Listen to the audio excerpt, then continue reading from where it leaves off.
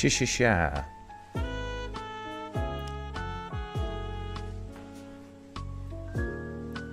What's up, guys?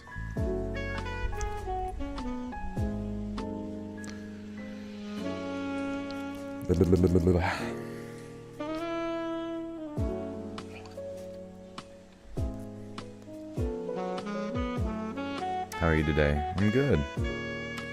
Thanks for asking.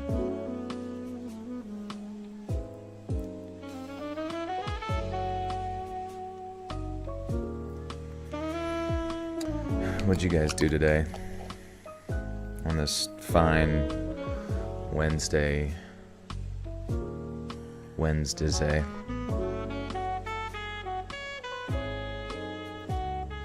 You are early, Screwdog.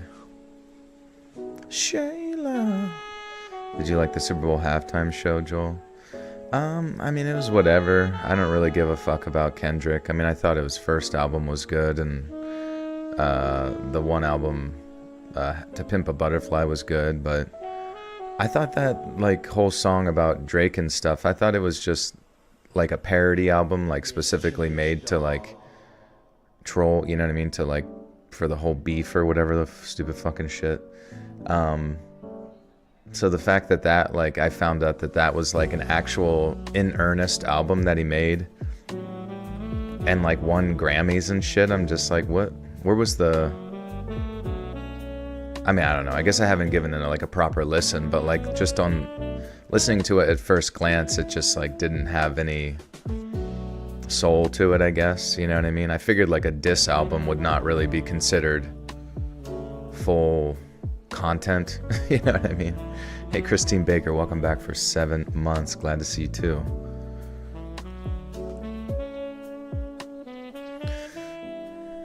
Where the extra thick checks at?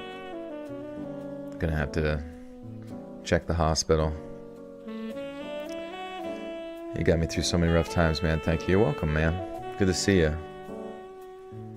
We finally got some paranormal shiz going here. Need some film noir murder mystery. Yeah, I feel like some stories, especially those private investigator ones, kind of fill that niche. What's up, Chris? Love you too, dude. The bigger the better, leave them broke at all. You can eat buffet. Is that a hot Kendrick Lamar lyric? I don't know, man. What even is, like, celebrity culture anymore? Do they even make anything worth enjoying? It's like everything, like, has to adhere to, like, whatever the fucking government dictates is, like, the okay thing to say. So there's never, I don't know, there's never anything, like, truly controversial or, like, interesting or truthful, you know? It's all just, like, confined within, like, a tight box of nonsense. Do I buy or trade crypto? I do Bitcoin, you know, but mainly just because it keeps going up, and it does seem like whatever stupid fucking thing happens here in the future that's going to, like, push financial systems more towards, you know, the crypto market. I feel like Bitcoin will be there to explode when it does happen. I just always kind of, like, I've been viewing the future in a very, like, black-pilled perspective, where I just kind of assume every form of authoritarian, you know, possibility is probably going to come to fruition. So rather than, like, putting some false hope in some messiah or Superman to come save you, you might as well just prepare for it. 7-Leaf Clover, thank you for the 20 months. This has been a minute, I know, but I'm here. I hope you had been good and well. I have. How you been? What have you been up to? The channel's so weird, thank you. Try to keeps it weird. Are the ghost stories fiction? I mean, these ones are submitted just like all the other ones. The only bad thing about the ghost stories sometimes is that they're not, like, that interesting, I guess. I mean, they are interesting just by themselves, but sometimes, like, you can kind of tell, like, people have been as truthful as they can be, because nothing too crazy happens, you know what I mean?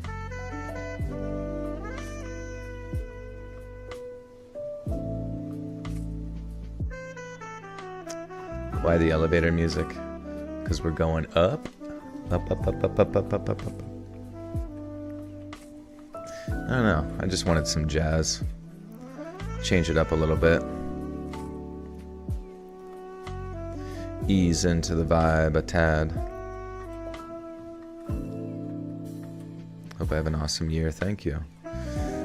Honestly, we might jump into this a little bit early. I really got nothing too crazy to say, nothing too crazy to add.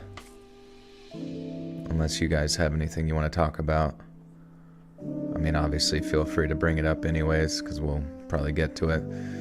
At the beginning of tomorrow's video, the ghost one, there will be an animation at the beginning by Migrod, a talented animator who's popping off on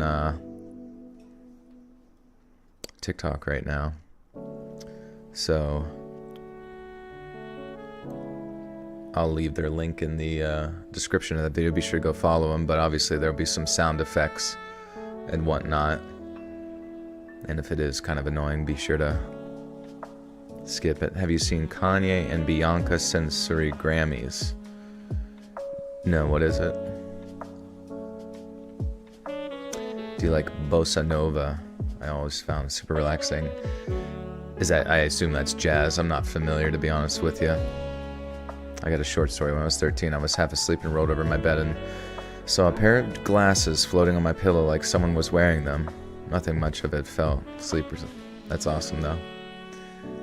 Even if it was a dream, I feel like the dream world is one of the best experiences.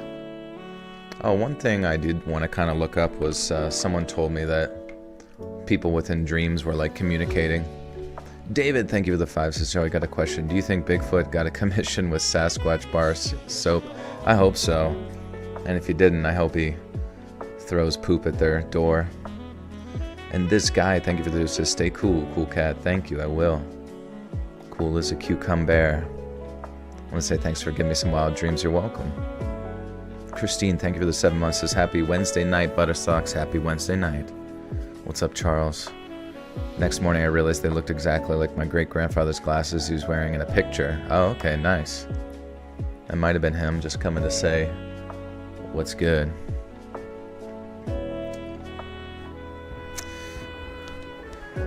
Hey, Joel, can you and the Buttersocks give me some love? Not to bring the mood down, but I'm having to put my 15-year-old cat Dusty down on Sunday because of cancer, and I'm just broken. Oh, I'm so sorry.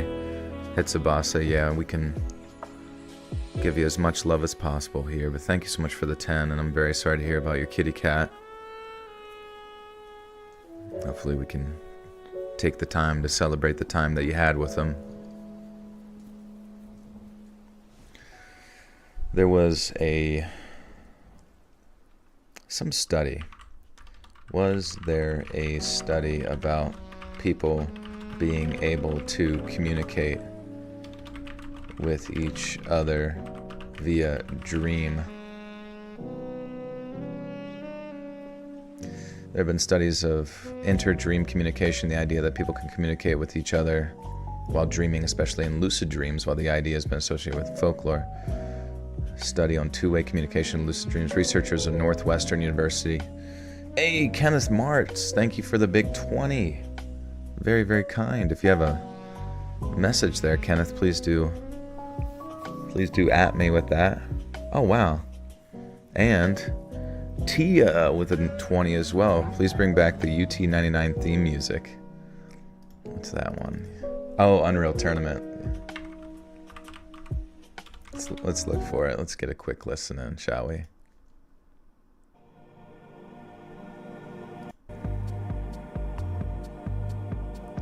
Yeah. Honestly, you're right. Honestly, you really can't go wrong with this, and it's, I mean, I love jazz, but this kind of shit is just so sick.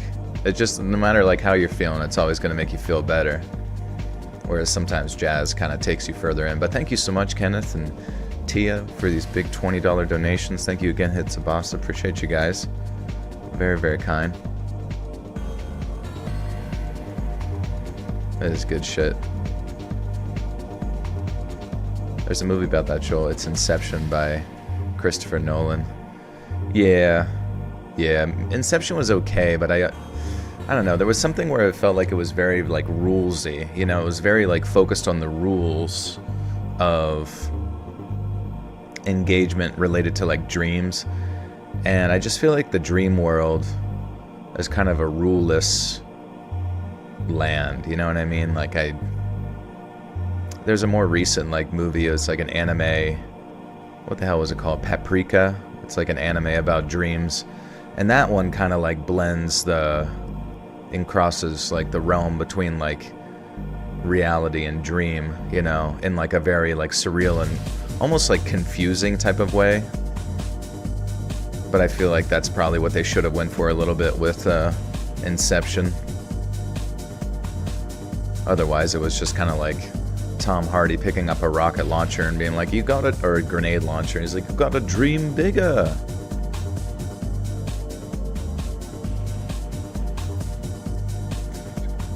Twerk. Keep amazing work. Stay safe, friends. God bless from all. Kentucky. Thank you, Leo.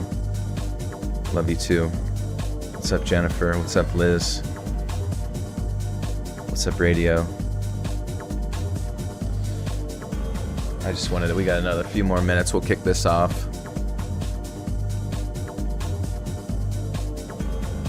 Hey, if someone can, at the end of these stories, remind me to like take the word count from them and put them into a word counter, because I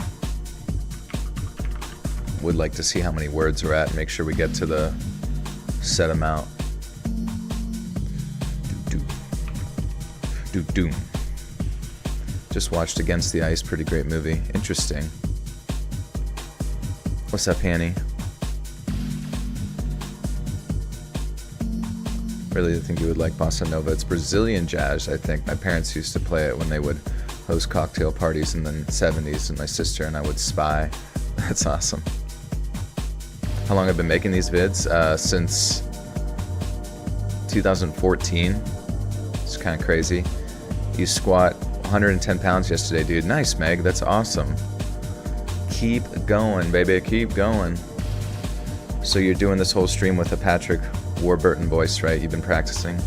I don't remember who that was. I think you brought that up last time, but I forget who it is. That's 15 pounds from your body weight. Heck yeah. Yeah, the cool thing about strength is like, it doesn't really matter how much you weigh. You can like get really, really strong proportional to your body. But I also would advise, if you can, to, you know, make sure you're in a calorie surplus with good, you know, a good amount of protein.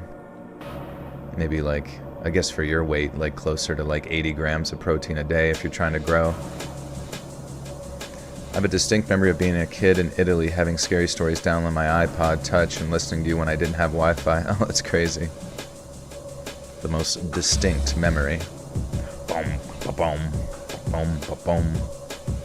Your goal is squat body weight, so I'm stoked. That's awesome, yeah. I think the next goal will be 1.5 body weight, so that's going to be like, what, 160 pounds? Or maybe, yeah. Dude, imagine if you could do 200 pounds. I believe in you. I think if you follow that 531 program, I 100% believe that you'll get there within like probably a year or more. All right, let's kick this off, guys. Thanks for being here. Click like, click subscribe. I definitely need more calories, you're right, but I do have a super high protein diet. But I do want to grow these muscles, so I'm going to start the calorie surplus. Yeah, you know, it's just try to get it from like healthy sources, because obviously that's what feeds your body. Yeah, carbohydrates. It's rice.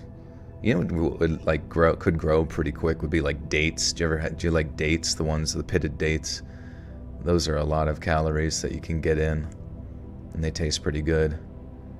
Damn though. I missed your donation, Nick. I'm sorry. Oh, there it is. Nick with the 5 says, "Hey yo, I'm ready for the yappin'. We got you. Yeah, if you guys have anything you want me to talk about, please do feel free to ask. 10 years of Ledyard, you're basically my father. Pretty much. I raised you, I think. Taught you how to play catch. Pull the lever, Kronk. A gram of uranium has 20 billion calories. Not a good food if you're watching calories, it's true. It's very fattening. It's very unhealthy. I forgot your dono too? Oh yeah, jeez. I'm literally widowy hitting the gwitty in your sweep with the Perdeep. Thank you, Lynn.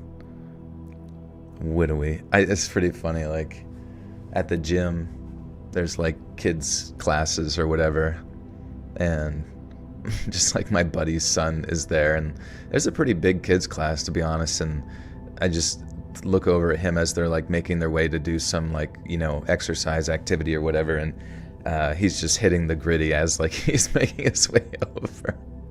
I'm like, holy shit, man. This next generation is cooked. Absolutely fucking cooked. Kokashi with the tenses, keeping me focused while I finish drawing tonight. Thank you, welcome. You have to tag me in the drawing there. What kind of music do I like? Honestly, whatever we were just listening to, that's the shit. Am I streaming on Twitch tonight? Oh, that's right, yeah. I am, yeah. Let me throw it up. Throw it up on the screen. We got Yo Joel representing Twitch for the win, baby. Yeah. I'm gonna link it in the chat here. Follow my Twitch. I've been twitching. I got the twitchies. I'm gonna pin it. If you guys could follow me over there, I'd be much obliged. What's up, Teza? How's it going over there in Twitch land? I will check in intermittently. Anyone ever read or listen to Dungeon Crawler Carl? Highly recommended. That sounds so familiar. Ever heard of Good Looking Records? That's what that reminded me of. Oh, okay. I don't think I have. Twitching and tweaking. Off the goop. Alright, friends. Some of these might be a little bit short, that's why... Oh, almost dropped that.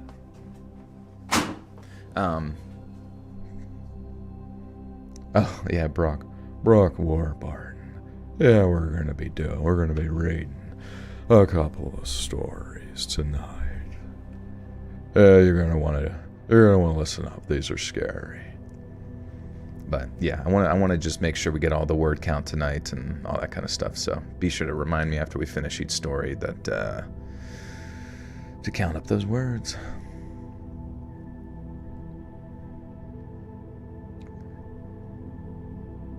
My parents own land that's on ancient Navajo. Shit. My parents own land that's on an ancient Navajo settlement.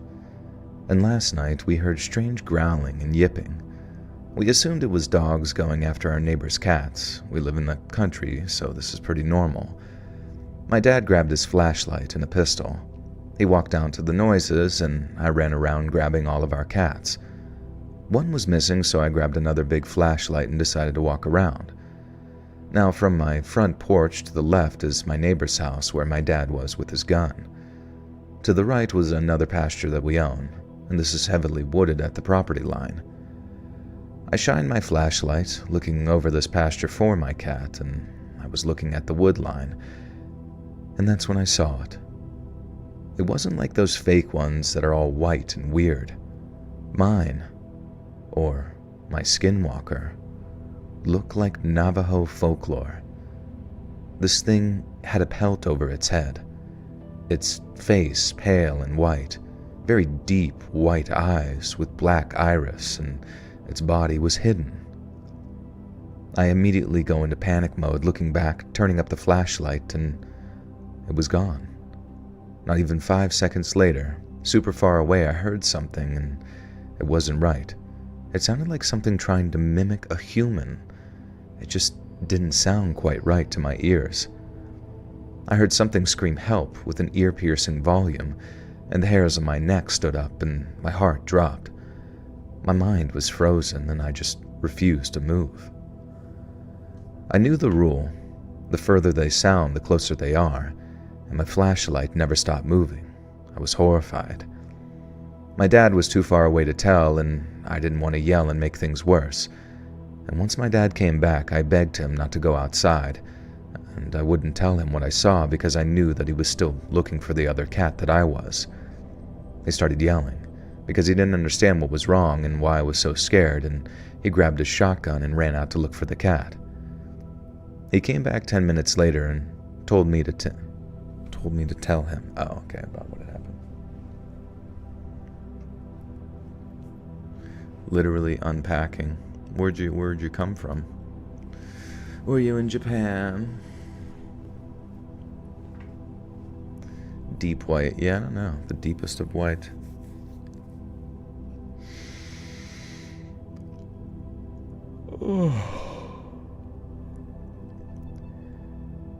He came back 10 minutes later and told me to tell him. When I did, his face ran pale. He didn't hear the same scream that I heard, but when I heard it, it went dead silent and He didn't hear the same scream I heard, but when I heard it. Oh. Okay. Oh, you moved to Georgia. Oh, interesting. Hey, Lynn, take care. Have a good night. He didn't hear the same scream that I heard, but when I heard it, it went dead silent and he felt off. He said he heard things, but I knew that I wasn't. God damn it. He said that he's heard things, but he knew that I wasn't lying. Now, what do we do now? I'm genuinely asking, and I wish this was just some made-up lie.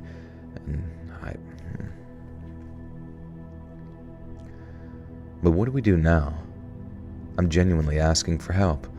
I wish this was a lie. I wish that I was making this up, but I'm not. I'm full-blown terrified of what's out there. I mean, if it looks like the Navajo, skinwalker, and it's got, the pelt on it and that kind of thing, doesn't that imply that it's like a shape-shifting medicine person or whatever? I don't know.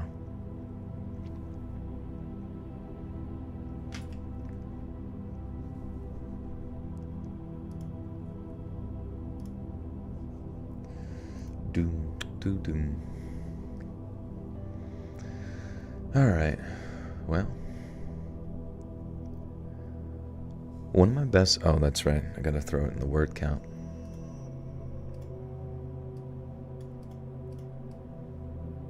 You guys are supposed to remind me. Also, did the chat just stop? Or is everyone just passed out? Go Eagles. Yeah, the Eagles have won. I guess that's something that happened since we last talked was the Super Bowl. So my daughter is going through this new phase where she's collecting small insects inside this little plastic fake coffee cup. Then she waits a few days and asks me to see and smell them. Advice. That's pretty normal, it sounds like, if she's younger, Kids like to collect bugs and waits a few days and asks me to see and smell them. Yeah, she's just curious, I guess, about life and death, I suppose. But I guess all you can do if there's any sort of harm to the yeah, she's over 30 years old. It's a new phase.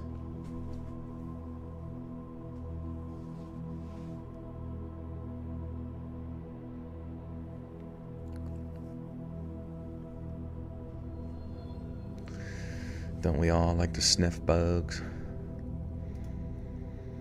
We're just a couple of bug sniffers. How's Pradeep? He's good. He is not here right now. I guess it's too cold for him. One of my best friends died of a drug overdose in 2020. He would have been a groomsman at my wedding in September of 2024, but I decided to leave his spot open because I don't believe anyone could ever truly replace him. I even had a set of Gotta lube the lips real quick. What's up, Steph? Found a whole bunch of dead ones in a truck. Nice, dude.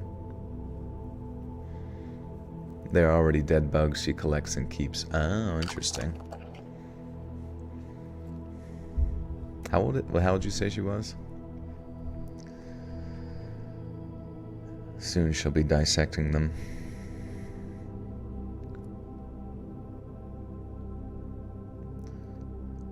Making a kodaku. What's that?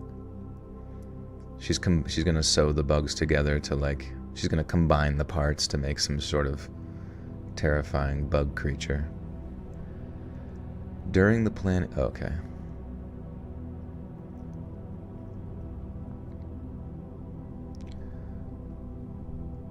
One of my best friends died of a drug overdose in 2020.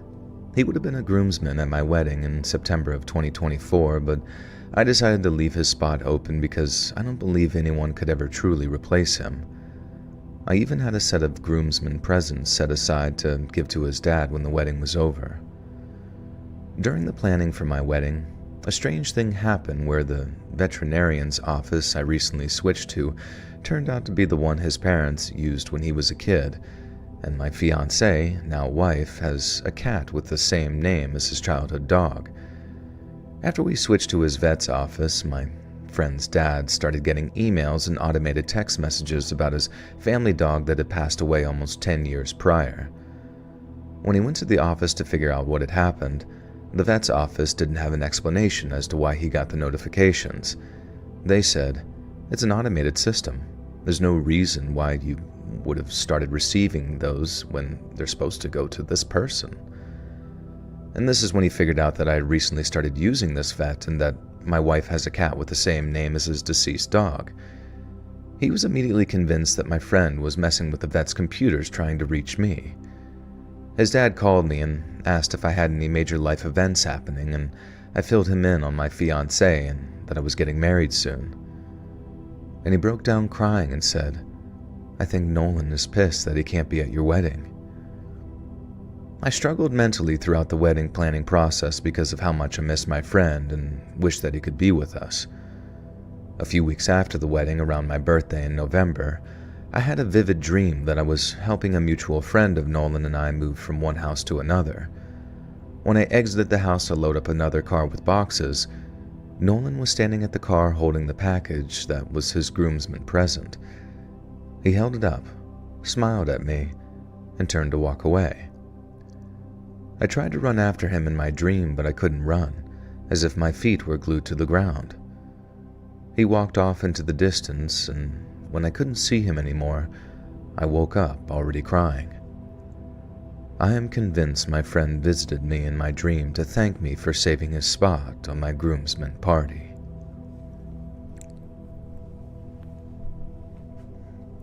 Ask her about them, ask her what she finds interesting about them. Maybe they smell weird and that's what she finds most intriguing. I guess that's true, yeah. Like, I think it's important with kids, no matter what they're doing, is to ask them why they're doing it, you know? And it kind of helps them to do a good amount of, you know, introspection, I suppose. I love the intros here. Let's Your Podcast. How do you choose them? They get picked right here during the live stream. And if you stick around, you might get to suggest one, and I might even pick it. Detroiters, the best show ever.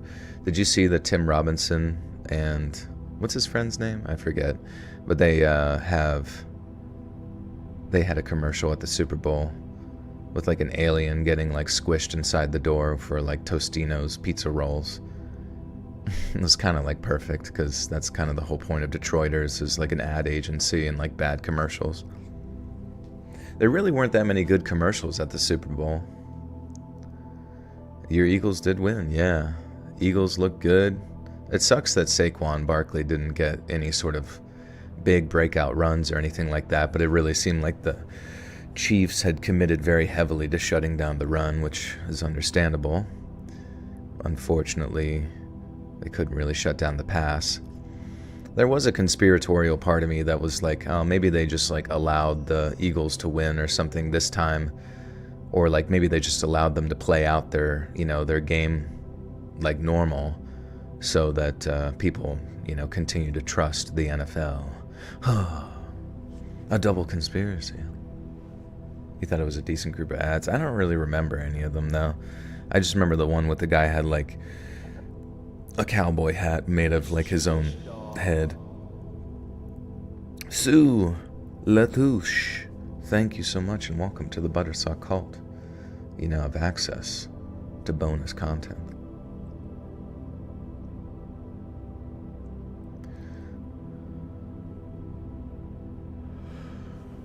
Oh.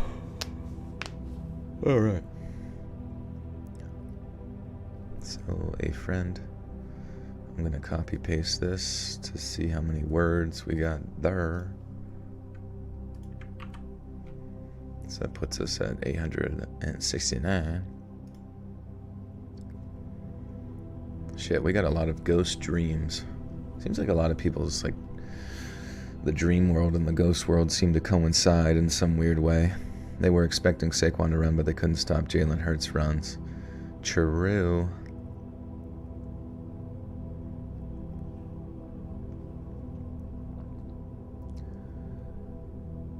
I've always had vivid dreams, so to speak. I always know when I'm dreaming, and I love it. Since I can remember, I got to know the term lucid dreaming, and I always look forward to sleep so that I can fly, and so on. Last night, though, was different. I was standing in my mom's apartment, and her back was turned against me. She was far away, but I could see her clearly. I shouted, "Mom," and she didn't answer me, so I yelled, "Hey, fatty!" And it looked like she heard me, but didn't know where the sound came from. She turned around, but still didn't look at me, and so I yelled, "Hey, fatty," again. I don't know why I yelled fatty. I've never called anyone that, and my mom is nowhere near overweight, so it was just a weird thing to yell. I remember waking up, and I felt bad that I was mean to her and was weirded out by that.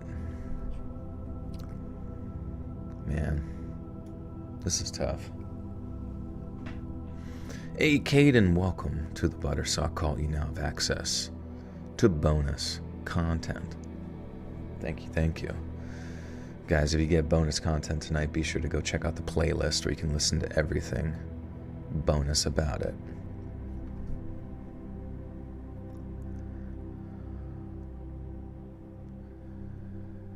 I remember waking up and felt bad that I was mean to her and was weirded out by everything.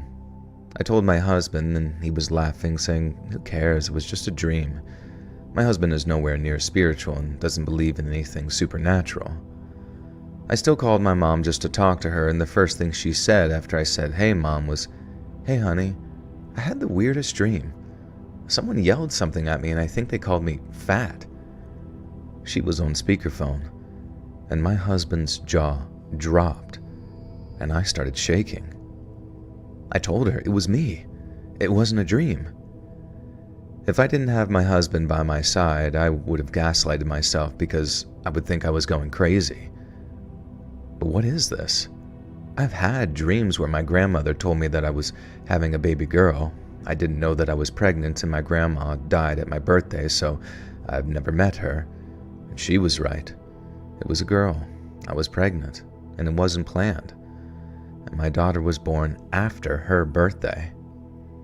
I'm still just shook by all of this, and I'm just curious if any of you have ever communicated through your dreams before. Alright. Another one in the books. See, these ones kind of fly by, sadly. They're just so short. Hopefully we get some longins. This one is not a longin. Sad Goral Kayla, what is good? Or Kyla, sorry. Yeah, none of the ghost stories are really that scary, I guess, is kind of like the unfortunate part. Shit. Kind of, yeah. I really don't want to. I hate, like, sometimes that's kind of why I don't do ghost stories, because, like, they sort of hurt the channel a little bit, you know what I mean? Whenever people are just like, these fucking sucked, Go back to the old stuff. I'll kill you. You've communicated by mind with your daughter multiple times. Interesting. How does that work? Can you give an example?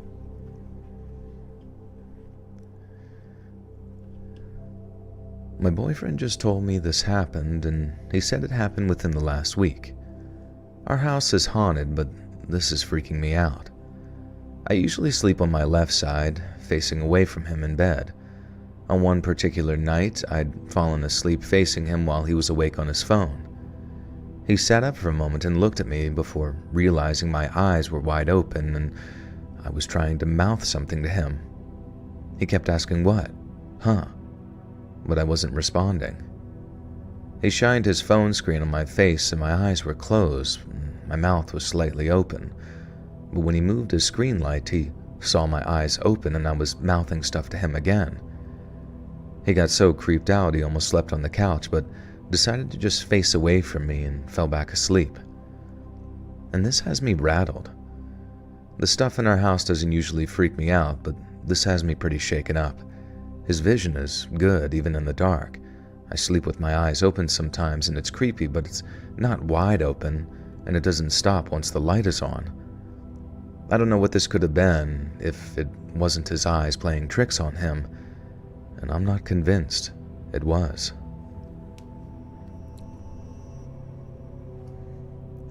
I guess that's the bad thing too about like the ghost stories as well, is that sometimes they're just sort of like a strange momentary experience, you know?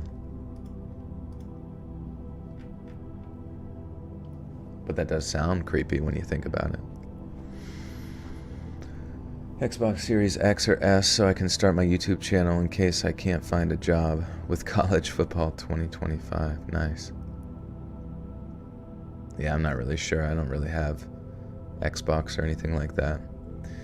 Anyone else hear someone saying your name when you're alone, and when you call the person whose voice you heard, they're surprised because they were just talking about you? No. Joel, it's been a minute. I've missed so many lives. How you doing, man? How's Pradeep? Yeah, Kitty's good. I'm doing good. Honestly, yeah, no worries. I don't know. I found like a routine in my life where I don't know if it's just like hitting my 30s or what, but time just seems to fly on by. And I'm not really sure where it's going or what's happening, but it's here. Did I enjoy the Super Bowl? Yeah, I was happy to see the Eagles win, but it kind of sucks that it was a complete like blowout though. And then it was weird that the Chiefs sort of had some pretty solid plays towards the end or whatever. Henry Cavill's communicating to you in your dreams. Yeah, same here. He keeps saying to me that he will save Warhammer 40k. He found my channel through a Yandere video. Nice, Lamar, thank you. You're just in time. Secret Eagles fan, not quite. I mean, I'm a big Saquon Barkley fan just because he's a freak beast and a Hall of Fame running back that finally gets like a chance to do some great stuff in Philadelphia, so I'm definitely cheering for him. Honestly though, like the Eagles are just filled with talent, you know, filled with disciplined, talented players, and you really can't argue that, you know. No, I'm not a Chiefs fan either.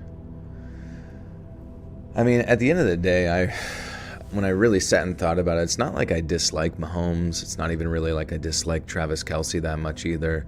I just hated like the whole fanfare with the Taylor Swift shit, because it's just, I don't know. I get it. Apparently like she by herself had generated something upwards of like $368 million additional dollars for like the NFL as a business these past years or year or whatever.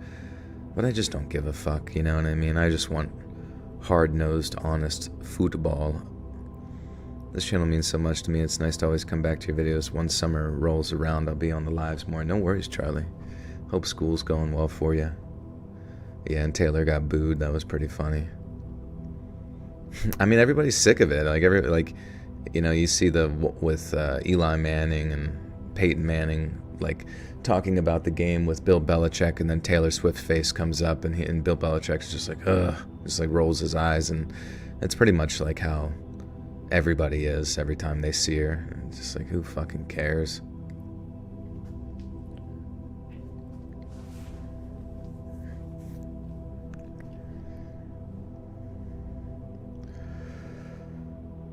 Caitlin Clark is retiring after 1 year, I heard. Yeah, I think she's going to the EU. I don't know, man. Fucking the WNBA fucking sucks. Like I've seen like some of their plays at like their best players like highlights. It's just like brick after air ball after brick after like can't dribble, can't fucking do any. I don't know what the fuck. Like how the fuck do you get to be a you would think like their ball handling or like shooting skills would be like top notch, but even Caitlin is like, sometimes I'm like half wonder to myself, I'm like, if I just went out there and started playing, would I be good? Zach, welcome to the Buttersock Cult. You now have access to bonus content. I've listened to your videos since I was in 8th grade. I'm now 24, still listening. Thank you for the stories. Yeah, it's crazy. Time flies.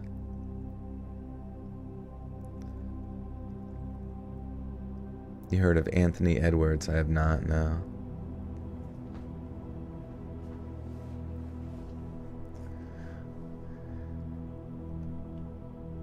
I didn't believe in ghosts. The other night my wife heard the sounds of a dog toy coming from our living room. It was impossible because the dog was asleep in his crate in the laundry room. I got it of bed. Oh my god. Is the grammar going to be fucking shit in this one? That's going to be so annoying.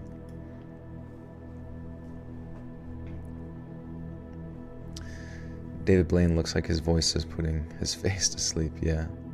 Do I watch Mr. Nightmare and Corpse Husband? I mean, I've seen them. I know who they are. I don't really watch my own content or anything like that, you know what I mean? I started listening because a dude I was with introduced me to listening to sleep. You get after I left him, I'd curl in my little crying ball and turn you on for my Z-tunes. Oh yeah, I'm sorry about that. I guess we all kind of go through it, don't we? Long-time listener, lurker. I recently got my boyfriend in your videos as well. Thank you, Riley. Appreciate you. I got out of bed and we went to look. On my way back, I swear to God that I saw a damn image of a boy wearing white shorts. Well, okay, I gotta put this through fucking...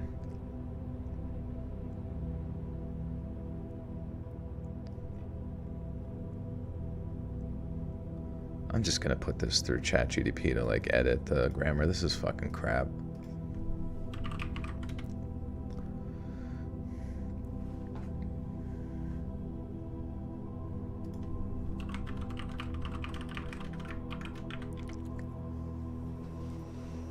You hate winter.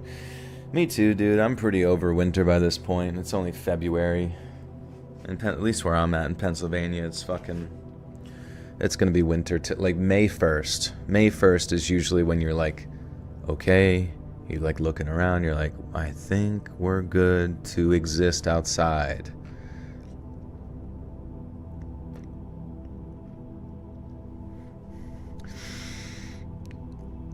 But, I don't know. It's like fun when it's snowing. Honestly, sometimes I kind of just wish it would like snow heavily the entire time, you know? Do I listen to the Sean Ryan show? I've seen some episodes of Sean Ryan. I don't know. It's just hard for me to give a fuck about anything like political anymore, or to know like what is or is not just like, I don't even know what you want to call it. Propaganda. I'm not saying it's propaganda. But like I think we've arrived at this weird position within like entertainment and media that a lot of people perceive that like their side is some sort of like outsider maverick character, and that all the individual pieces of media stemming from that sort of outsider counterculture nonsense is the truth. But imagine if like there was an entity that was controlling both sides, and then they could just kind of like put out information on both sides to like limit the conversation and guide the conversation, especially within the conspiratorial realm, in a manner in which is like untruthful, you know what I mean? So sometimes I just wonder if characters like Sean Ryan, not to put him down or whatever, is just like, I don't know, maybe just out of his league, I suppose. Or maybe he's being fed guests that just aren't it, you know?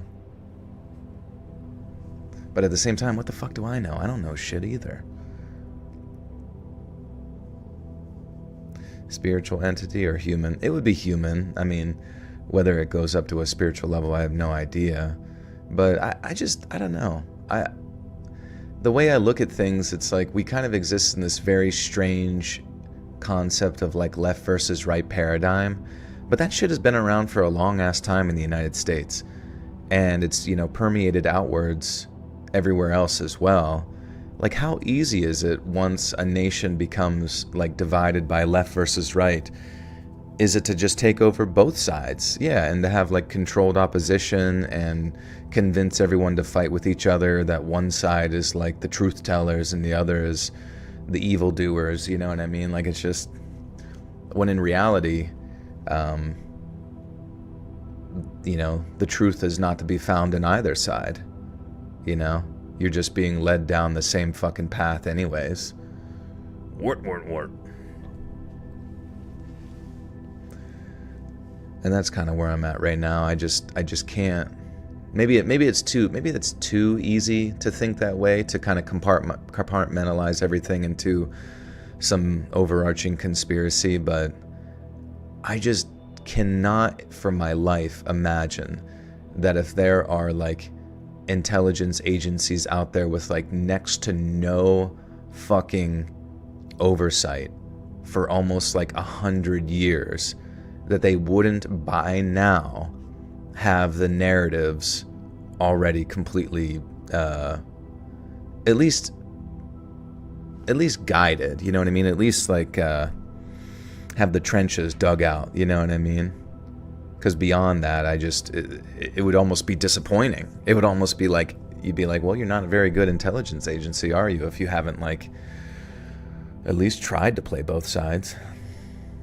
I think many people are allowed to say and do what they do without even knowing that they're being secretly promoted. Yeah, for sure, that too. Like, I think that's one of the most powerful techniques of like intel agencies and these three-letter agencies, is to find certain communities, certain individuals, and then almost like guide them along, you know, or support them, or push those ideas and that kind of thing. Even like something like, do you ever, Rumble? Like, you guys are probably familiar with like the website Rumble. Like, it considers itself to be like some abstract like free speech website or whatever.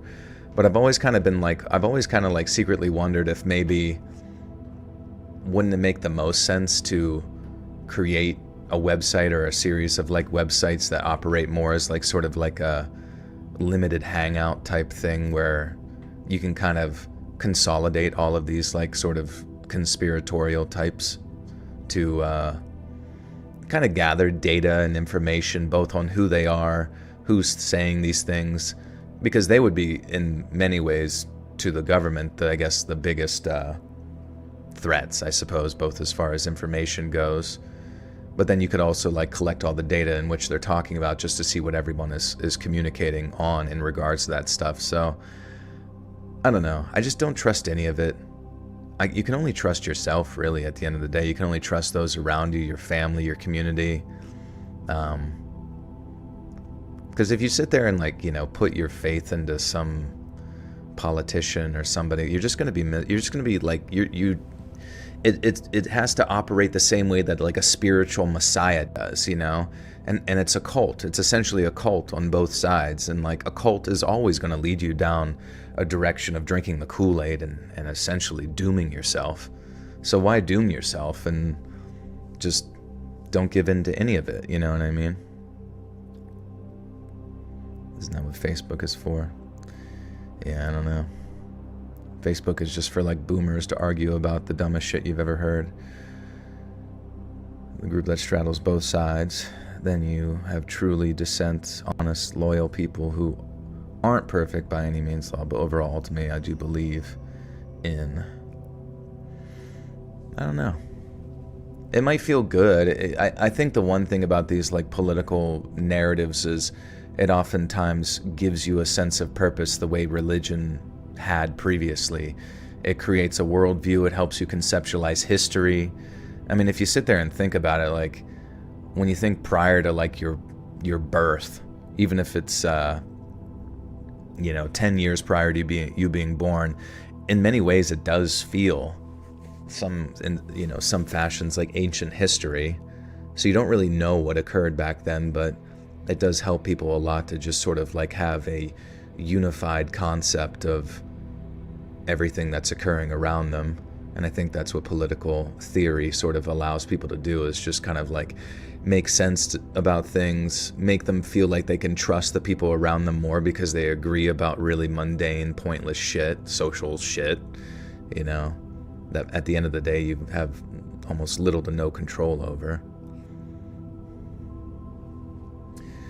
Evil and good influence which individual guide their lives, but you're right, just be yourself and be kind. Yeah, I mean, what else can you do? There's no point in even like choosing a side. And if anything, it's even worse to sit there and like demonize another side. And that's true, therapists capitalize on it.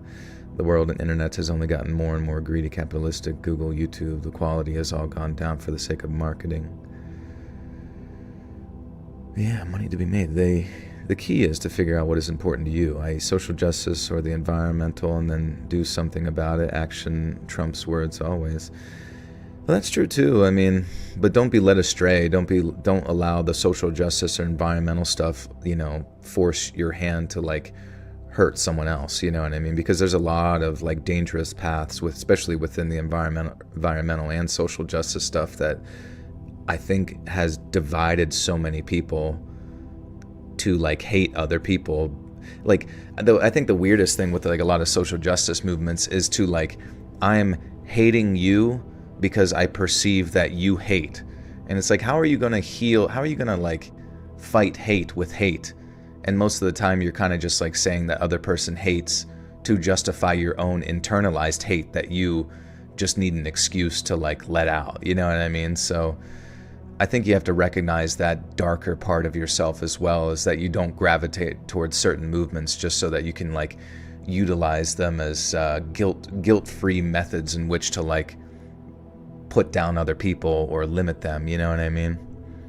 Currently working in the field, it's nothing like that at all. Well, that's good. Yeah, for sure. For sure.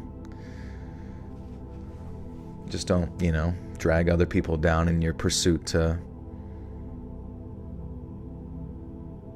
feel like you're making things right.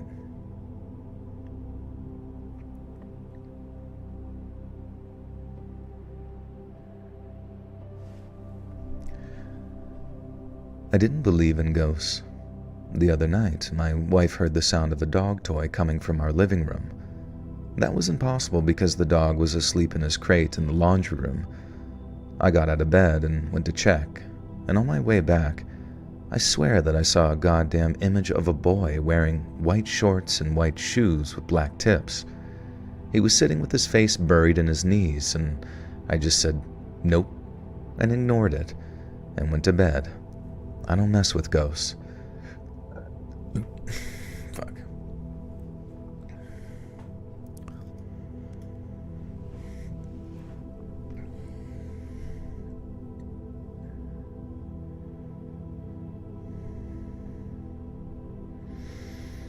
Live in the moment as often as you can. Be grateful. If you want love, you must love. You have to create the world you want and believe you can. Your eyes and the reason the sun is light. Yeah.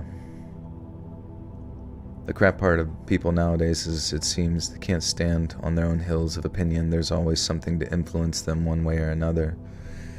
It's true. I mean, it's genuinely very difficult once you connect yourself ideologically in the political spectrum with one side or another to not just like fall into the pitfalls of everyone around you because you want to fit in.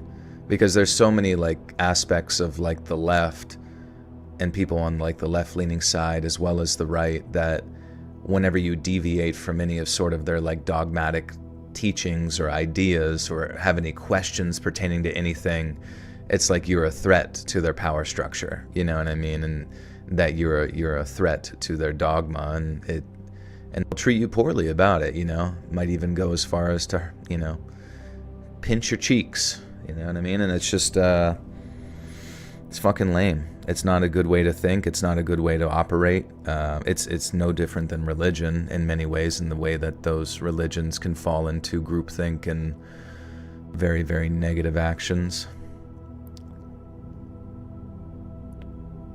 I've been listening to your voice for 4 years. This is crazy. Oh, I'm not giving you a lot of hope, I guess. Yeah. Well, I don't think you understand. Like, I'm giving you hope, or my hope is not in some grandiose movement that you think exists around you. My hope is to the individual. It's in you that you, like, just like the person said earlier, it's like you have to make the change individually if you want to see the world get better. So like, I'm just saying, be careful about who you give your allegiances to, because, you know, you'll just go off the edge of the cliff with the rest of the stampede, you know what I mean? I work to provide food for everyone. The government has systematically limited healthy food to certain neighborhoods. Don't get me started to injustice done by the U.S. government. 4 years early tonight is the first I've come across your channel. Oh, what's up, dude? Yeah. Just chilling.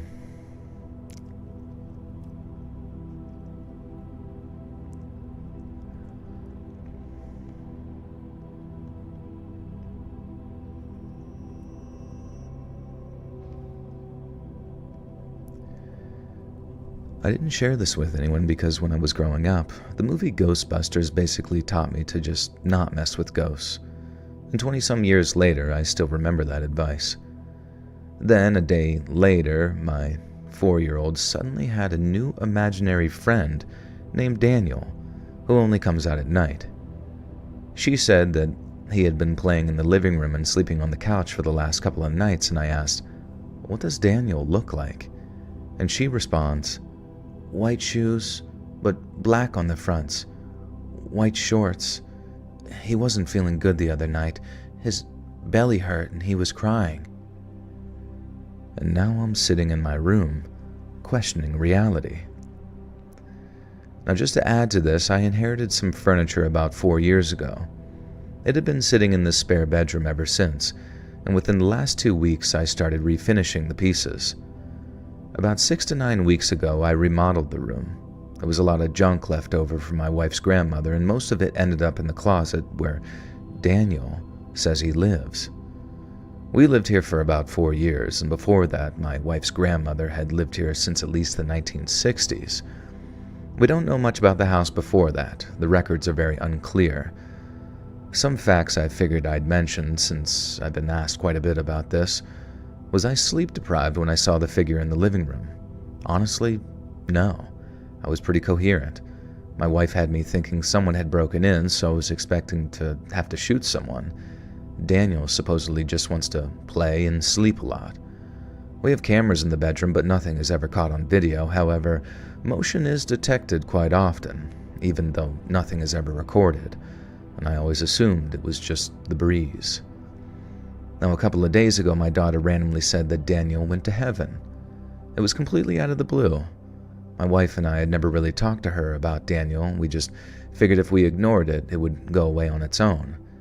And I remember my daughter saying, "He told me goodbye. He said he was going to heaven."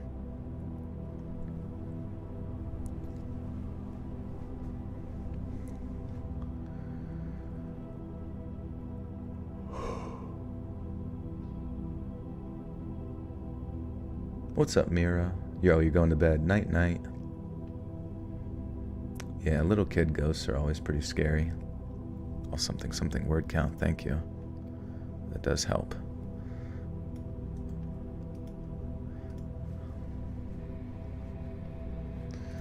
Okay, so we're at 1,400 words. This puts us at 1,800.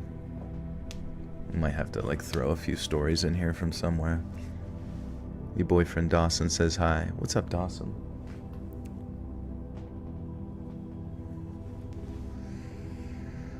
A kid went through some really horrible stuff. Oh, I'm sorry to hear that. Oh, you mean like from paranormal stuff growing up? What's up, Cat Boris? Good to see you. You're sober, Eli. That's good. Stay sober forever, please. Alright, this one should be good. This one's got a lot of updoots.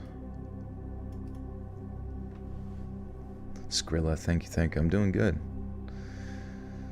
And once again, I apologize if whenever I get into the realm of like political ideas that if I ever seem negative, I guess just because it seems like it's almost like specifically designed to make you feel negative. Maybe it's better, honestly, like if you sometimes think about the YouTube videos that you watch where a lot of it is like divisive content or content that's, I guess, very hyperbolic.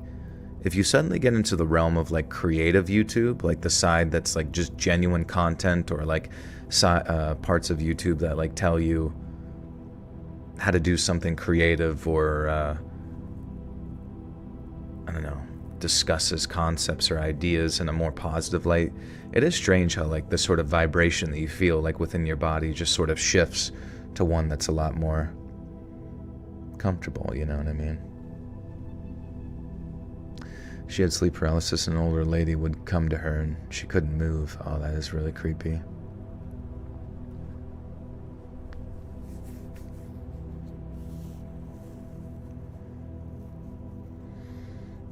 You feel cat vibrations, hell yeah. It's hard to believe people still pick a political side. Yeah, that's what I'm saying. Like, I'm not even joking when I said, like, so in 2012, I had graduated college. I'm 34 right now. And back then, I've said this before, but political concepts, if you were into politics, you were like dorky. You know what I mean? Like, you were dorky, you were into it. You weren't just like sort of making a lot of like emotional arguments, or you weren't ever even really that frustrated. Like, obviously there were frustrating things about it, but the people that talked about it tended to be relatively knowledgeable. Otherwise, the more normies who you would ask them about politics or a certain idea, and they're like, it's all, you know, it's all rigged anyway, or it's all controlled anyway. They both work for the same side. I don't really care, you know. And there was a degree of just like apathy. And then I almost feel like there's something about the whole Trump delusion that reinvigorated this sort of like left versus right divide, you know. And to me it just feels so, I don't know, it just feels so useful to people in power that are like way above our pay grade of trying to understand, you know what I mean? It's not just like happening organically, like this sort of like hyper divisionary aspect. Yeah, it feels like super manufactured. And I just feel like we're all just like pawns in that game, getting like played by something that we can't quite see is going on, you know what I mean? And that's why I'm just saying, like, don't just, you know, let's do our best to not get pulled into the polarization of that, and just be higher beings beyond it, you know what I mean? It's a psyop. It's always a psyop. When in doubt, psyop. Yeah, everything. Everything's a psyop. Everything's a psyop.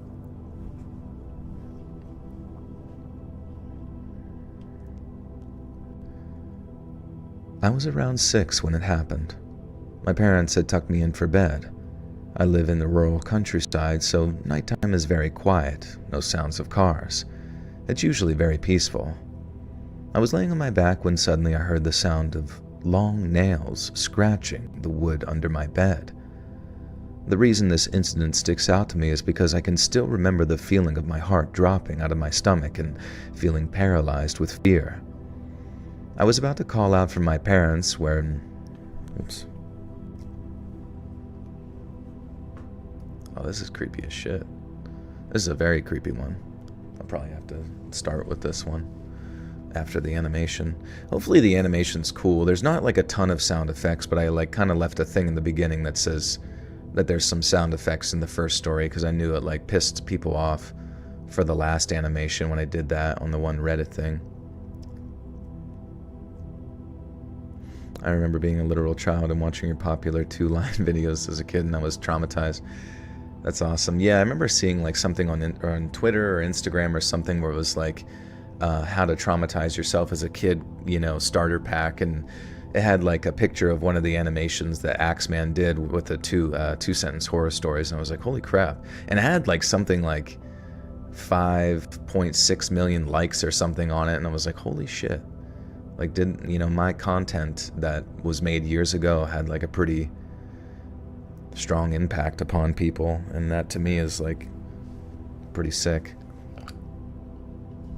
Yeah, the Sarah story, an absolute classic.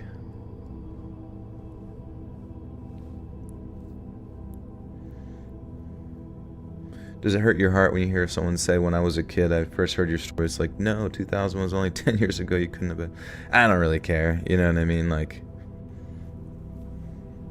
I know I'm going to get old. I know we're all going to get old. I'm definitely feeling the concept of it, like, striking me more often, of just youth is, or whatever I perceive as youth is not quite what it used to be, and I'm fine with that, you know what I mean? As long as I continue to like work out and try to stay healthy, I don't think it will get away from me too far, perhaps. We'll see. You exaggerate when you say traumatized. You were 20. Oh, you were 22, okay. I thought you were like 10 years old or some shit. That's funny. I got classes tomorrow, so I'm gonna go to sleep. Have a good night, Joel. Try to hit more of your lives. It'd be good to see you, Charlie. Yeah, take care and good luck with school. Joel doesn't have a heart. He lost it from lack of cardio. This is true. Dude, it's tough. Like, my strength is there, but then I was trying to do like CrossFit class. What day was that? Fucking Tuesday? Yesterday. Yeah, Jesus Christ. And I don't know. It catches up to me, and then you just kind of like, you get like philosophical during your workouts where you're just like, what the fuck am I doing? Chasing the wind for no reason. I'm losing my wind. I do kind of miss like long, steady state cardio. Like, I really do want to get back into like trail running, because I used to just like run on trails for like hours back in like when I was like 20, 21. And then I got into like CrossFit and stuff, and that kind of got me away from doing any like long cardio aside from the classes.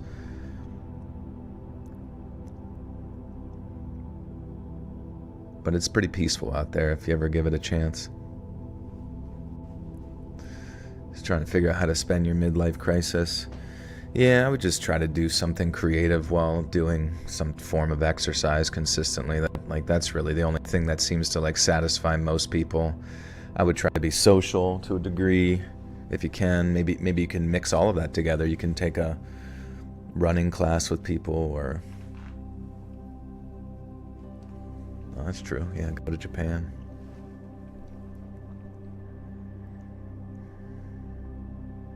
Rollerblade and kayak. That's awesome. Is the weather nice to still be kayaking? My friends down in Florida, who sadly lost their house to a hurricane, before all of that, they lived next to a dock, or like they had a dock in their backyard that went into a canal. And the canal, they could just like take their kayaks out and just go out into like the Gulf of Mexico. I'm sorry, Gulf of America. That's so silly, bro. I love long runs, can't really do outside running. Yeah, I know, dude, the freaking winter sucks.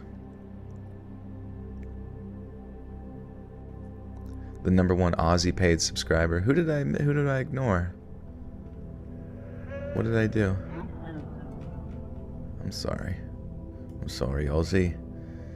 DBZ with the 10 says, sorry I was harsh. I heart you, man. I understand the feel. Been there before. Choose hope, and maybe we find one in the other. Darkness like John Coffey. Survive demonic house. Toxic fam. Hope still saves me. Absolutely, yeah. And that, yeah, I'm sorry. I didn't want to make you feel bad either. It's just, I guess, you know, you have to go through a sense of hopelessness to a degree, especially in those types of scenarios. It's kind of like breaking free of a cult or a religion, of, you know, a negative religion, where you kind of are like, man, I fashioned my entire like perception of the future based on this like political party or this like, group of religious fanatics that I used to hang out with all the time. And now I realize that it's all like sort of a charade or a charade. I don't know. But then, you go through the varying degrees of grief or whatever it is, the steps of grief, and you're free, You are free to walk about the cabin and live your life. Just be thankful that they still have to pretend like they don't want to kill you. You know what I mean? Like at this point, you just have to be thankful that you exist in a country that still has to like legally be sneaky about things for a while.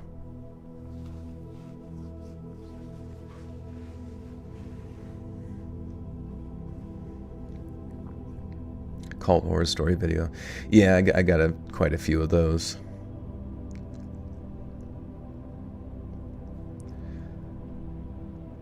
I was about to call out for my parents when my dad crawled out from under my bed and stood up in the dark looking. I was about to call out for my parents when my dad crawled out from under my bed and stood up in the dark looking.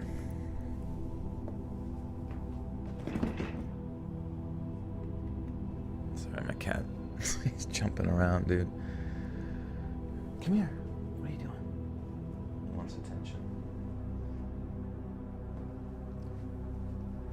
These ghost stories, creepypastas, these are ghost stories.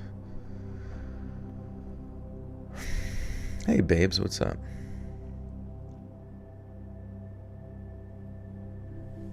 The Gulf of Cum, Cuba, U.S., Mexico. That's funny. Should have been that. I think, yeah, the dad's gonna be a ghost. I was about to call out for my parents when my dad crawled out from under my bed and stood up in the dark looking at me. He says, "You forgot to say your prayers," and then walked out of my room. I was understandably shocked. I did not leave my bed afterwards and must have fallen asleep at some point. My dad would normally tell me to say my prayers before bed, so this seemed like something he would say, but I have no idea what would possess him to hide under my bed. And when I asked my dad later, he denies ever doing this. I brought it up numerous times over the years, but he has never admitted to doing it. And I never really considered until recently that he definitely doesn't have nails long enough to make the deep scratching sound that I heard. What do you guys think? Maybe I fell asleep and had the vivid dream. I also consider it to be some...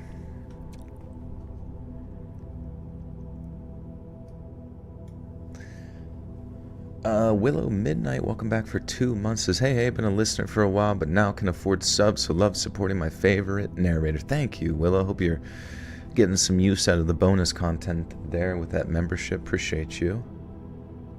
Welcome back for 2 months.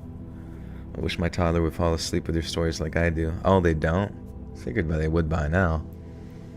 Maybe you just have to keep playing it. Maybe it's too creepy for him.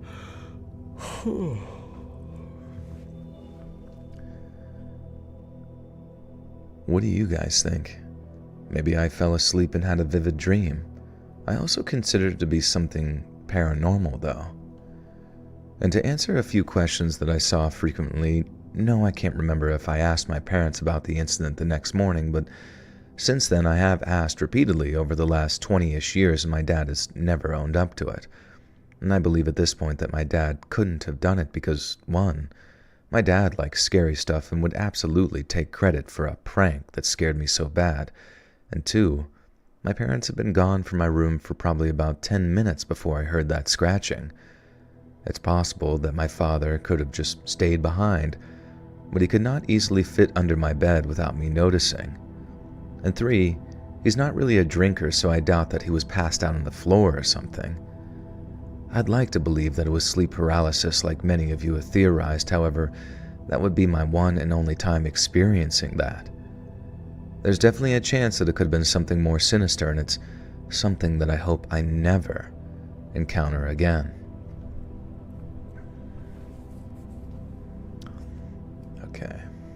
See, that was a solid one.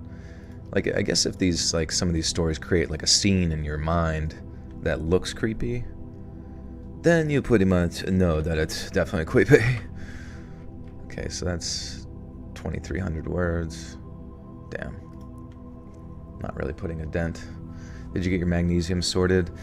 You know, the only thing that I came to the conclusion was that I'm not taking enough of the specific type of magnesium that they said it was like somewhere upwards of like 200 milligrams or something like that of the something HCl or whatever that may cause neuropathy in like in your fingers and stuff. But I think this one only has like 20 milligrams, and it's of a different type of version that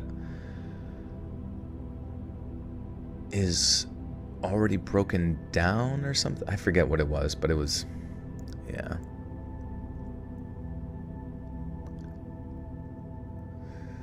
Just put your Legos around your bed so that doesn't, that'd be a good one, yeah.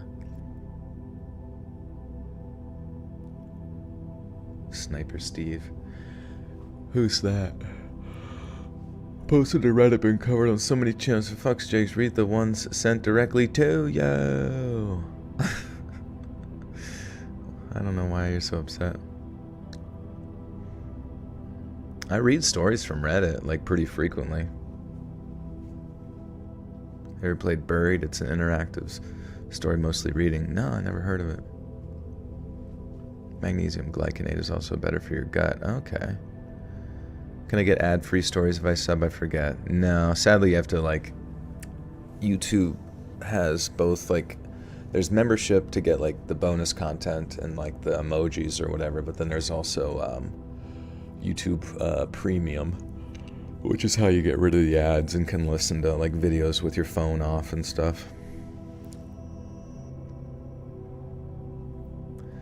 Joel, did you see Bruce Rivers just posted? His son died. Who's Bruce Rivers?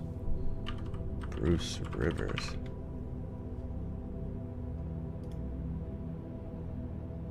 I'm not familiar with this person, but I'm sorry to hear that his son died. Bruce Rivers was huge in the true crime community. Oh, okay, yeah, I'm not really familiar. I'm very sorry to hear that, though. Yeah, I was still taking the Gorilla Dream stuff, to be honest. But I do have a type of magnesium glycinate instead, so I might just take that.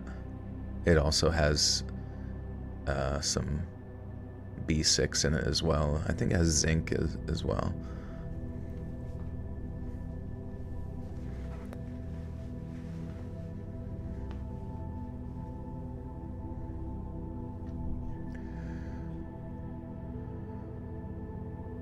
You're upset because you're awake and in pain, but we'll be loyal. I appreciate that, Simone.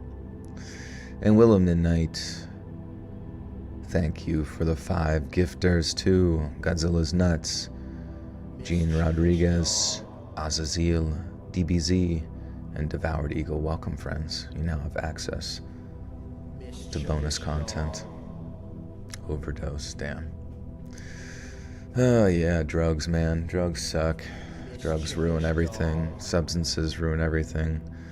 Stay away from drugs. Stay away from alcohol. Just raw dog life if you can. But thank you again, Willow. I grew up in a very old house in the Midwest that my parents got for a steal. It was originally built as a hotel, and the seller was very motivated to get rid of it. Now, growing up, weird things happen all the time. The typical malarkey that is easy to ignore for years and years. Footsteps, strange shadows, the feeling of being watched or followed. Swearing that you see someone in the room right as you wake up. The room in the basement that chills your blood every time for no reason, and the occasional hard-to-explain moments. I moved to the West Coast in my 20s for school and self-discovery. During a visit from my family, my sister told me that they had met a ghost in the house, and I was pretty skeptical, but my entire family backed her up. She was in her room and her radio had been acting up, so just on the off chance, she said, "Okay, if you are a ghost, could you please just stop it?" and the radio turned off. She waited a moment and then said, "Wait, if you are a ghost, turn it on." And the radio turned on. After some experimentation, they devised a system of communication. Volume up was yes, volume down was no. The digital readout on the volume was 0 to 30, so 1 was A, 2 was B, 3 was C, and so on. If the radio turned off when it was a sort of hard no, well, this is interesting. They like actually communicating with a ghost.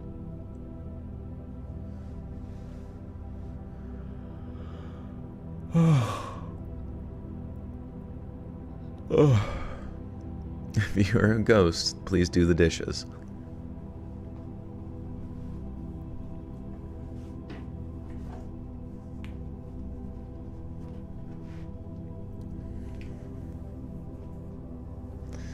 You're gonna write a book one day, probably several. Yeah, time to start is now. You don't believe in ghosts, so the stories don't seem as real. That's fair. I mean, I guess that does kind of hinder people's enjoyment of it if they're not really into it. You want real terror, the truest terror. Ghosts are very real. I grew up near a cemetery, and even to this day, ghosts hang around me. Yeah, what's that like, Eli? Like, what are some specific stories you could tell from that? Or experiences?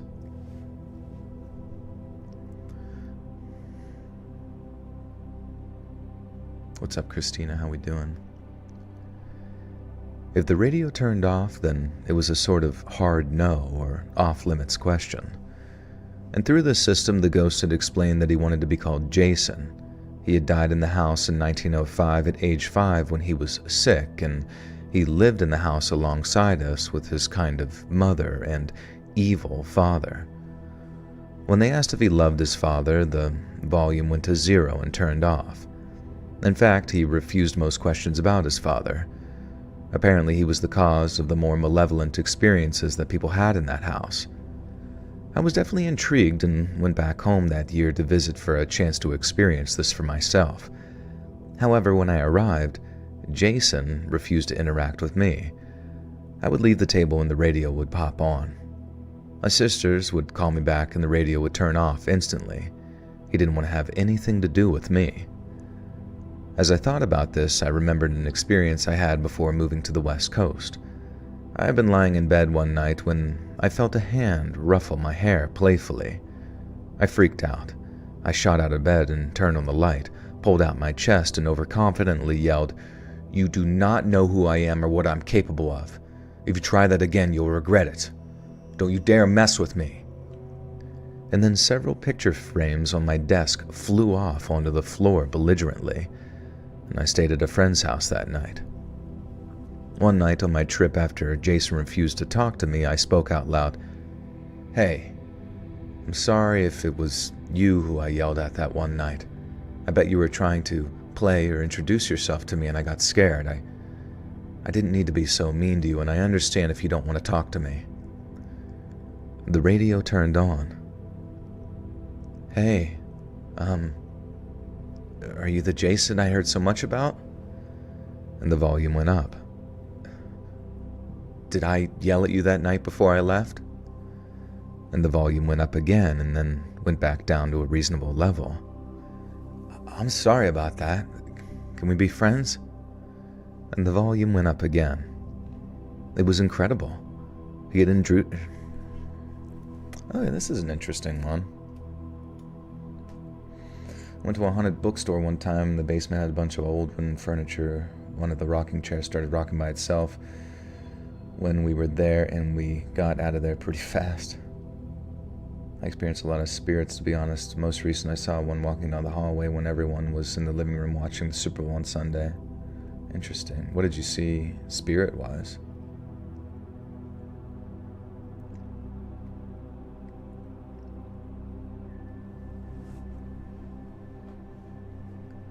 Evil burger. Evil burger. Evil burger. Migrod, what's up, dude? You're animation is going to go out tomorrow. Guys, go subscribe to Migrod and follow him on TikTok.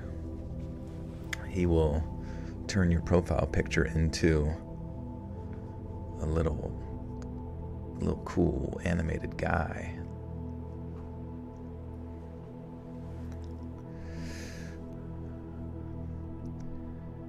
It was incredible. He had introduced himself to several family friends as well. And to prove he wasn't some sort of hacked radio, he would do additional tasks. He would ring our doorbell. He would push crayons around on the table. He even did a really incredible trick for us. You see, while asking about the logistics of being a ghost, he had volume up that he could travel anywhere almost instantly. And to test it, we called up a family friend on the West Coast. This friend put out a newspaper on their kitchen table, and Jason then visited them and came back to set the volume to the date on the paper. The radio turned off for a moment, then seconds later it set the volume to 17. The friend said, "So close. The paper was for the 18th. But Jason was not convinced.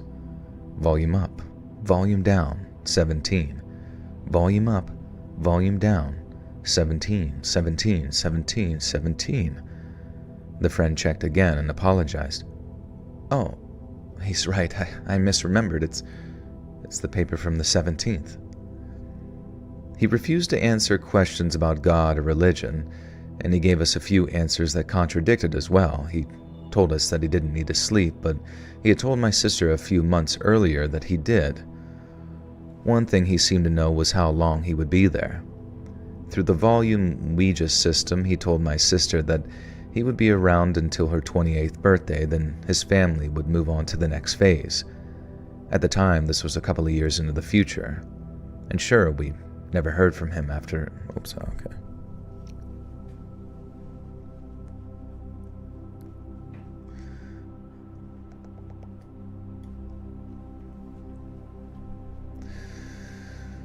You're my favorite. Just wanted to remind you of that. Oh, thank you, Curbs. Appreciate that. Ghosts are one of those things that you don't have to believe in, just stay away. I see them as cockroaches. If you see one, you got an infestation. Interesting.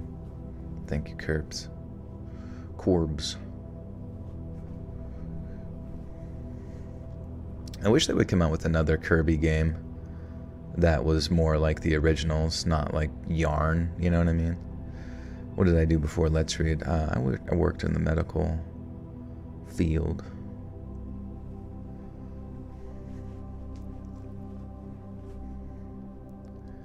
You might have some hitchhikers come home with you. Yeah, I would not like that.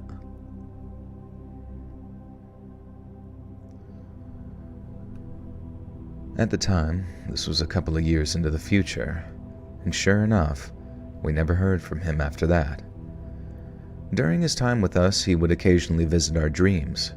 We would have these extremely realistic dreams where a boy in a white hooded robe would say hi to us, ask to play hide and seek with us, or ask us questions about ourselves. Then he would confirm with my sister that he had visited us. He used to play the radio primarily, but in the final year he got better at manipulating other electronics. He could make printers print messages. He could manipulate televisions. He even sent us texts in the last few months.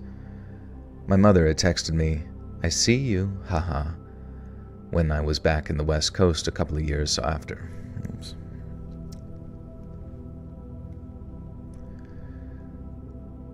My mother had texted me, "I see you, haha," when I was back in the West Coast a couple of years after all of this, and I texted her back, "Did you come out here to visit? Where are you?" But she was confused.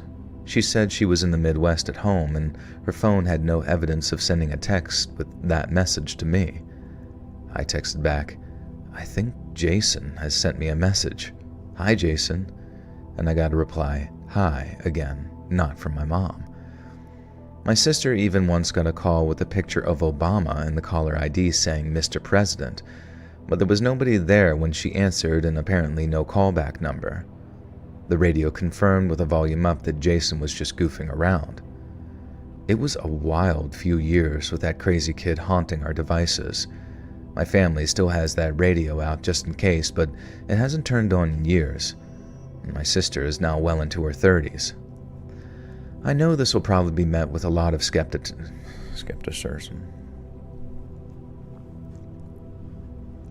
It does sound goofy. I don't know, sometimes like when a story gets like almost too much, it's sort of like more fun.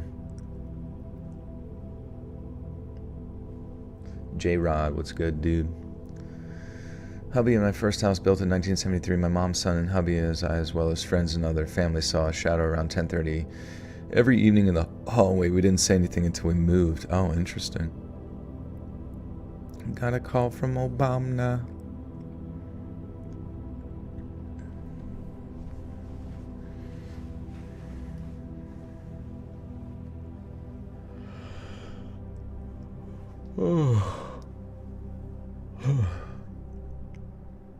I know this will be met with a lot of skepticism. Even I was very skeptical until I was able to meet him myself. However, I think it's finally time to share this and to answer questions people might have about it. So, what do you got? Ask me anything. Does my family still live in the house? Yes, they do. My mom and sister are around, and there's been no communication or experiences from Jason or the father since my sister turned 28. You realize Jason is a demon/lying spirit or malevolent entity sent to trick you, right? Maybe. We haven't ruled that out, but it felt pretty chill. And yes, I get that could be part of it. How did the parents die? It's unclear to us too. I wish we had found more info on them as well. Why didn't you record it? Well, we tried. Electronic recording was interfered with or might even glitch every single time. Jason didn't want to be recorded. Camcorders glitched, phone video didn't save or seemed to be immediately deleted.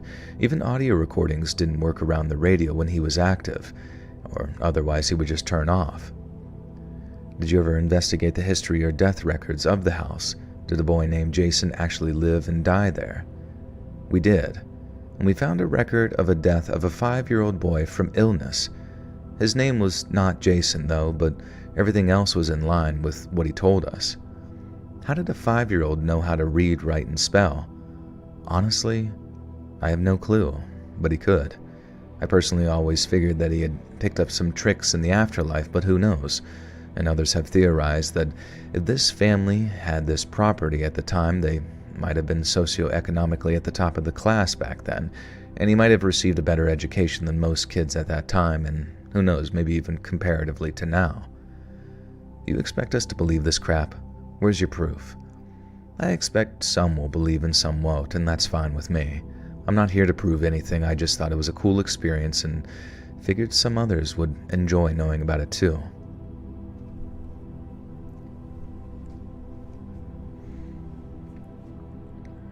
Yeah, it was Jason Voorhees' kid version.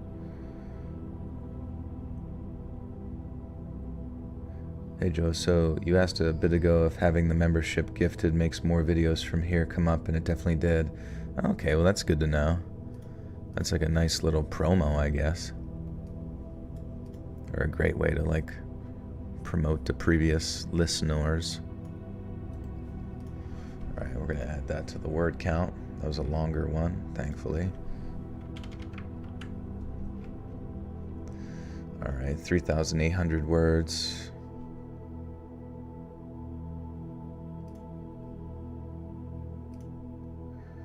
Boom. Boom shakalaka. Well, there you go.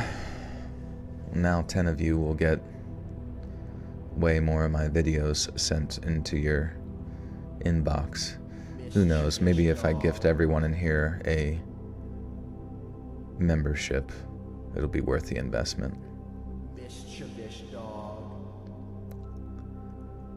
When you use a Ouija board, you are looking down towards hell, the netherworld. Ain't nothing sweet and light gonna answer you. I guess that's true. Please tell my daughter it's important to learn Spanish and be bilingual. Daughter? Yo quiero Taco Bell. Can I please mod you? Yes. But you have to stick around for 5 years. And then I will mod you.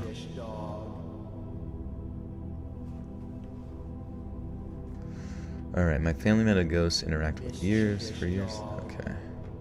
And now this one. Ugh. Ugh. What's up, Malice? How we doing?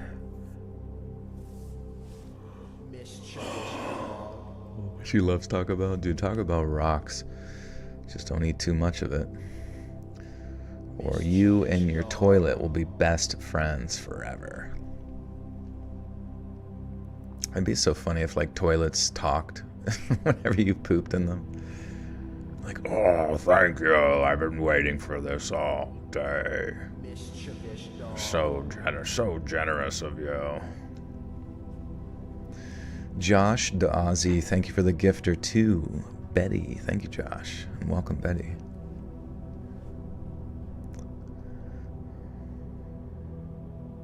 It's gross. That was a gross comment. Listen, Nakia, if you want to be mod, you have to think everything I say is perfect. Don't you know the rules?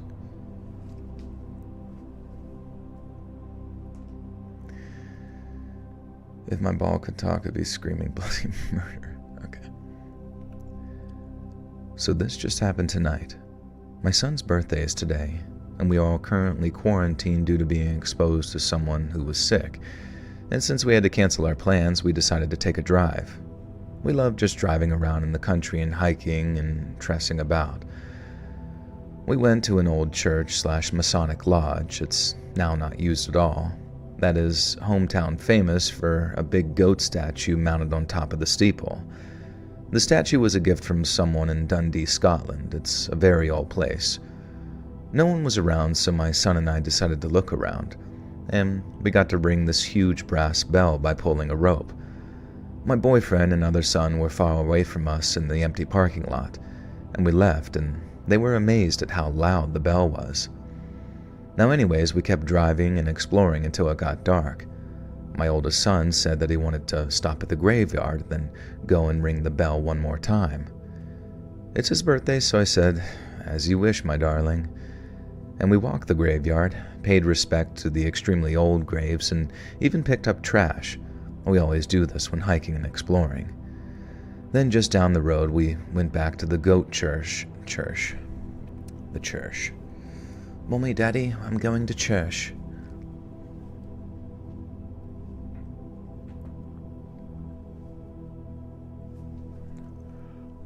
On a Wednesday? Oh. Wednesday church. Those workout shakes and constant eating to get bigger and gain weight every day is rough. Yeah, you really got to be devoted to it, and it doesn't mean you have to gain like too much crazy weight. I mean, you could gain the weight maybe 10 to 15 pounds and then just kind of maintain for a while and continue to grow or whatever. I mean, continue to just like get stronger and then try it again, you know?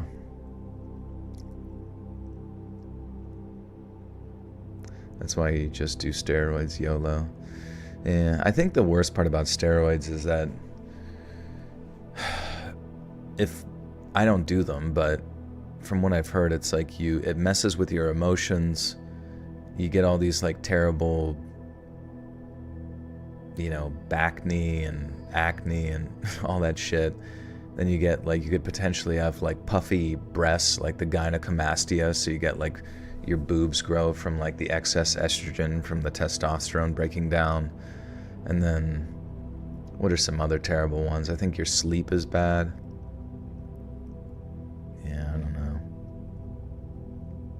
You went from 230 to 170 in 9 months. Really, Boop? Congratulations. I didn't know that. How did that go?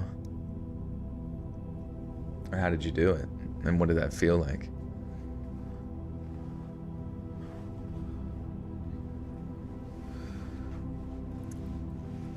Fast food used to only be about being cheap and inexpensive.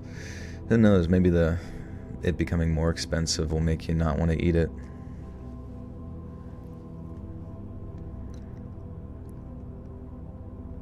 Trying to eat clean, do not get fat and just build muscle.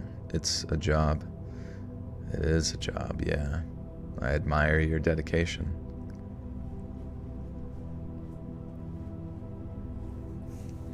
Does it amplify libido? I mean, apparently taking testosterone does make men very horny. But yeah, I mean, everybody that I've known that's been on it tends to be like very emotionally unstable. You know what I mean? Just like genuinely someone that you really don't want to be around. And then, you know, it can make you infertile as well. Just all sorts of like negative consequences where it's basically you're going to have to be on it for the rest of your life.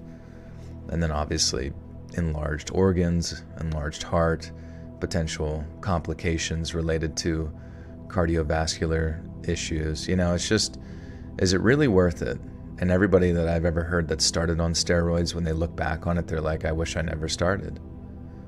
I would rather have never started it. I set you as a recommended channel on my Twitch. Maybe some of my heathens will pop in. That'd be cool. Thank you, Malice. How many people do you usually get in your streams? How many do I have right the frick now?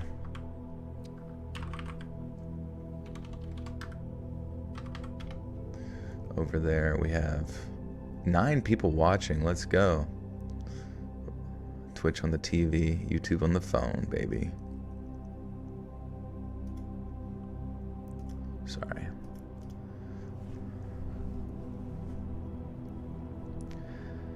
Then just down the road we went back to the Goat Church / Masonic Lodge. We pulled in. Again, no one around. This area is very open. The wide yard you walk across to get to the building is clear of trees. The church is right by the busy highway. No sidewalk, steep stairs. My boyfriend and I decided to stay by the van to smoke a cigarette, and I could see the black outlines of my 2 boys walking towards the front of the church. It's not super far, but it takes a minute to walk to the building due to the yard being quite mushy and kind of bumpy. Well, suddenly, out of nowhere, there were what looked like 3 more young men, teen boys, walking towards my kids and approaching them very quickly, as though they knew my kids. Well, my first thought was, okay, I better get over there and make sure these boys ain't up to no good. But I also thought, where the hell did they come from? I immediately walked toward them to make sure all was well. I heard the bell ring. Then suddenly one of the unknown silhouettes charged my oldest son, and as this happened, my boyfriend ran with his knife out, yelling, hey at the people. Let me just put this through the grammar fix real quick.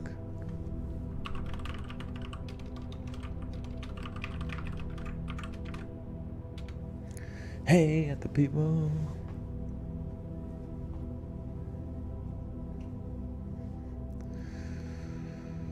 I also love to have a membership. I shouldn't do it. I think I shall. You shall. You shouldeth. Takes 45 minutes to an hour every day to make all my meals for the day. Damn. Every day? Can you like meal prep on like a Sunday or something?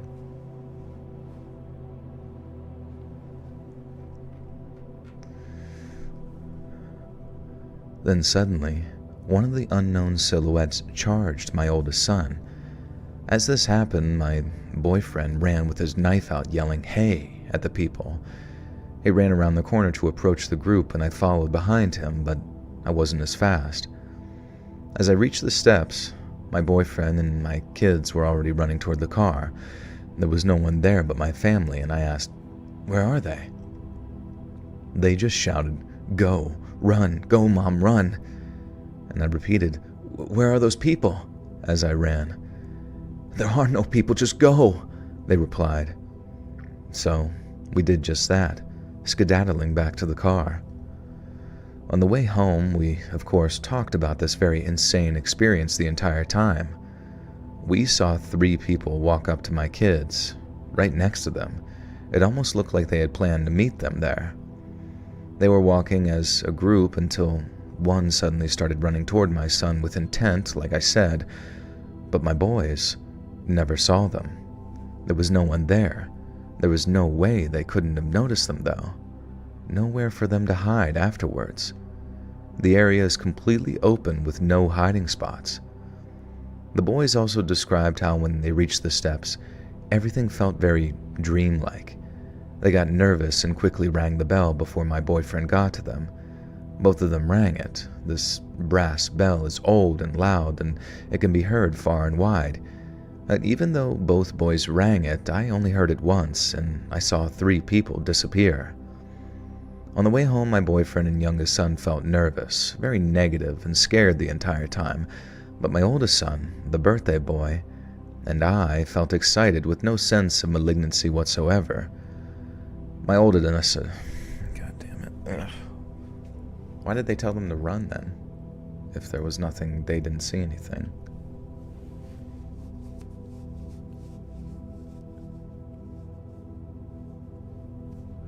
Joel sounds tired, like fatigue is eating him.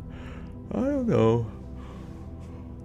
I feel good. I mean, I just need something else in my life, honestly, that I can work towards or do that's like fun. I really should take some type of like lessons for something, just to change it up, you know?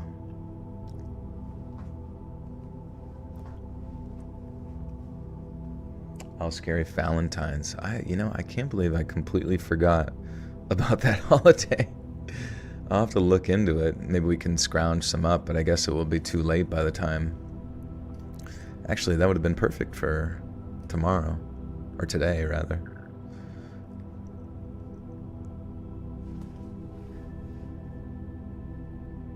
What's up, Joe? No worries, dude. Yeah, better to get some sleep than not. I guess I could do that on Sunday, but Sunday is my only day off, so Sunday is family time. It's the only day I don't work out. Well, that's good too. I mean, if you have a routine for it, then it's no worries. But if it would make life easier to just like bang it all out throughout the day, but that's quite a bit of food to like prep, I assume, if it's for the entire week. But yeah, too bad there isn't like those like meal. I mean, there's a lot of those meal prep like things you can get, but obviously it's quite expensive. On the way home, my boyfriend and youngest son felt nervous and negative and scared the entire time, but my oldest son, the birthday boy, and I felt excited with no sense of malignancy whatsoever. My oldest and I have always loved all things paranormal, but tonight removed that last bit of doubt lingering in the back of my mind. I never thought something like this would happen, not just to me, but to my whole family. We prayed for protection on the way home and arrived safe and sound. But you never know, you guys, anything can happen. And I'm open to any and all theories, whether supernatural or pragmatic. I've gone through every possible scenario, but it just doesn't add up. Why were they running at him?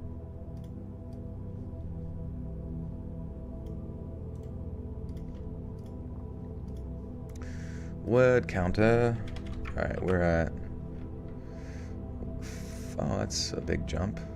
4,600 words. We gotta get to at least, I think, 8,000. That would be a solid, which I don't think we're on the track to do with what's left. How many stories we got left? We got 1, 2, 3, 4 left, but we shall see.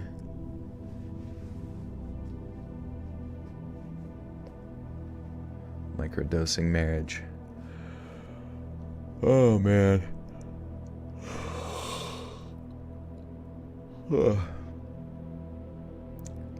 Who eats fast food every day? Yeah, hopefully not me. Not me.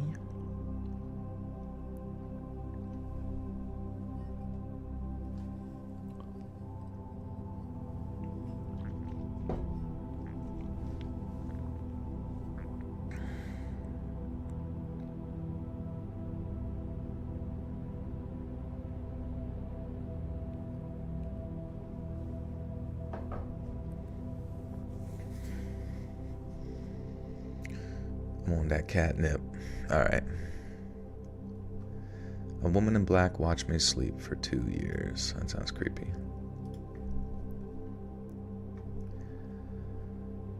This happened in 6th and 7th grade of middle school. I'm in high school now, and I am also living in a different state. One night I woke up while sleeping. It was probably 2 or 3 a.m., but it's hard to say. I was only awake for a few minutes. My curtains made it so during the night my room is just completely pitch black. I don't have any light source in my room, and when I turned to my left, at the foot of my bed, stood a woman in black. This Victorian dress with long, light-colored hair. I couldn't quite see her face, it was entirely shrouded in light, and she looked almost ethereal. I was super confused, sitting straight up in bed and just staring at her, and suddenly I felt super tired and dizzy.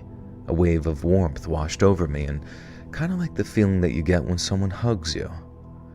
I went back to sleep, and when I woke up the next morning, I felt completely fine. I was weirded out, but for the most part, I thought it was just a weird form of sleep paralysis and really thought nothing of it. When I went to sleep the same day, that woman was there again. When I tried to talk to her, I managed to get out to who before I felt drained and fell back to sleep. Back to sleep.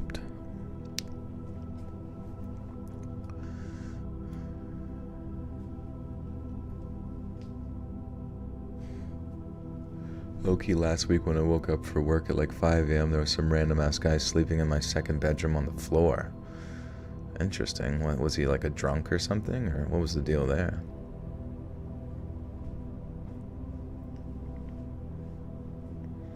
Blue honey is made from the dye used in M&M's, so it was partially... What are you talking about? Oh, he wandered in drunk. That's scary, though. You never know what they might do if they freak out or some shit.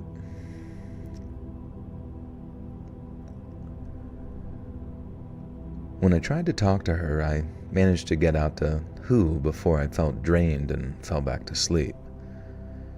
It should be important to mention that throughout these 2 years that I never saw her convey any emotion. No sadness, anger, or happiness. I only saw her move 2 times. For months, I would see her, and it just became a part of my routine. I would wake up in the middle of the night, see her, feel dizzy, and go back to sleep. I wasn't really bothered by it either, since the sleep that I would get was probably the best sleep I had ever gotten in my life, and it felt like I was sleeping on clouds after I saw her. Each time I would try and talk or do something other than sit up and just stare, but she would always make me feel exhausted. One night I managed to take a hold of my pillow and raise my hand, aiming to throw it at her, when she reached out her hand and tapped my head. I think I literally blacked out after that, and this is the only time that I physically felt her. Her touch was very light on my head, and around a week later, I still saw her each night, and sometimes I would take melatonin and I wouldn't see her then, and I mustered enough strength and threw the pillow at her. The pillar at her.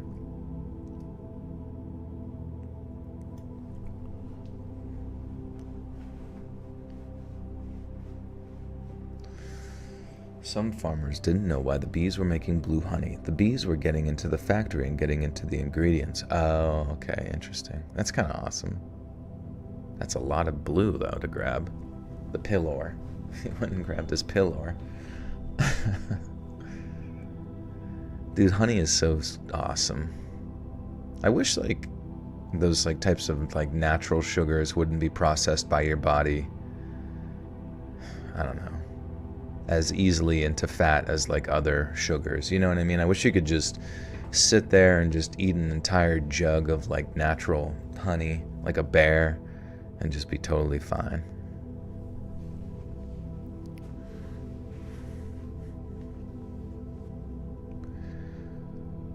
Around a week later, I saw her each night, sometime. Oh, fucking Christ.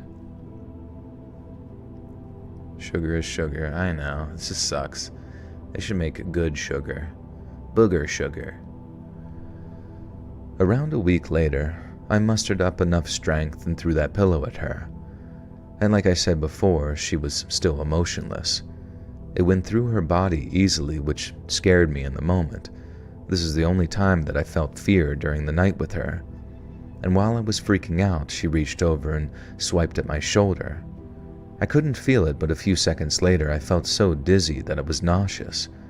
And the next morning I had red marks on my shoulder.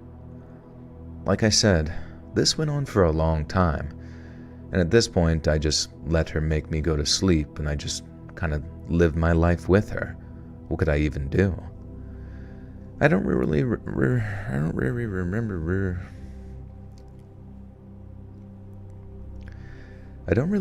when, but one time during lunchtime I went into my bedroom and I saw her in my neighbor's window. Because of how my bedroom is positioned, I could see right into my neighbor's house, and that's the only time I saw her in person. This was terrifying for middle school me. I remember recording her and sending it to my friend, which only fueled my fear when you could actually see her on video.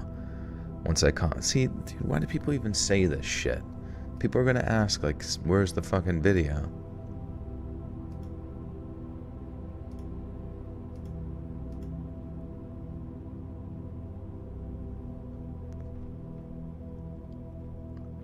Damn. Zam. What were they talking? What is this person even talking about? Raise the pillow, like I said a long time. Bleh.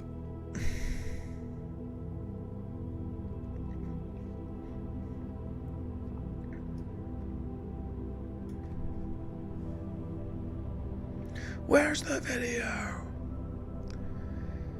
I don't really remember when, but one time during lunchtime I went into my bedroom and I saw her in my neighbor's window. Because of how my bedroom is positioned, I could see right into my neighbor's house, and that's the only time that I saw her in person. This was terrifying for middle school me. Once I calmed down, I went to the same neighbor's house to pick up my cat. Long story, but my cat loved going over to their house, and while I was over, I showed them the video and explained my experience, and asked if they had the same thing. They mentioned that their 10-year-old daughter had talked about a woman in the middle of the night, but they thought that it was just her imagination, and they also said that she went upstairs, sleeping, due to her having a small cold.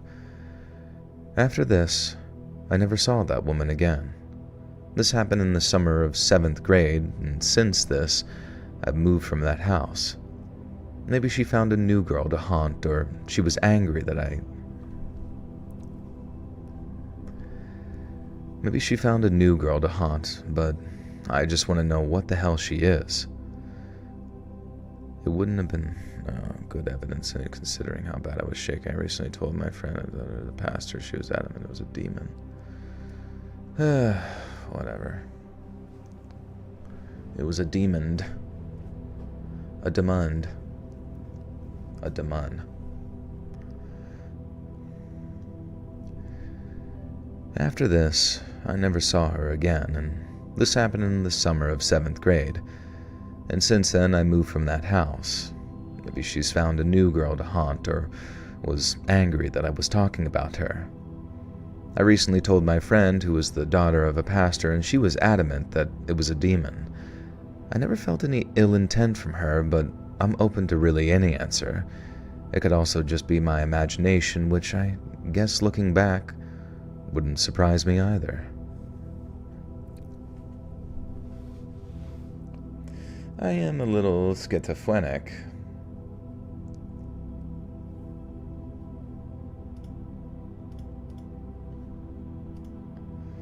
Okay, how many words? How many words?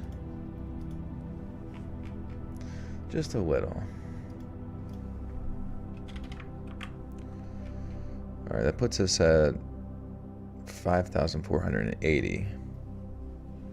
Slip me some Adderall. No, thank you. I don't want to actually become schizophrenic. My life is forever changed. Woman in black. Something evil lurks in our neighborhood. Can you do more Paris normal stories this year? Paris? Yeah, I can look into that for sure. Some Christians think ghosts don't even exist, and you're speaking to a spirit, then automatically a demon. I guess just because, what does the Bible say about, like, I feel like it just sort of implies I guess it doesn't even really say. There's not like a step-by-step thing in the Bible as to like what happens when you die. You know what I mean? I'm trying to think, like, I've read the Bible for years and years, and I feel like there's not like a very like clear and cut understanding within the Bible as to like what occurs directly when you die. Like you have to accept Jesus or whatever, but it's like, do you get to chill for a while? 1, die. 2, question mark. 3, Jesus. Yeah, pretty much. It sort of like misses the in-between. Should do dog-related stories. I've done some pet-related stories. If one were to animate your videos, how would they send you that? You can do it on letsreadsubmissions@gmail.com, but do you actually have like a serious animation that you've done?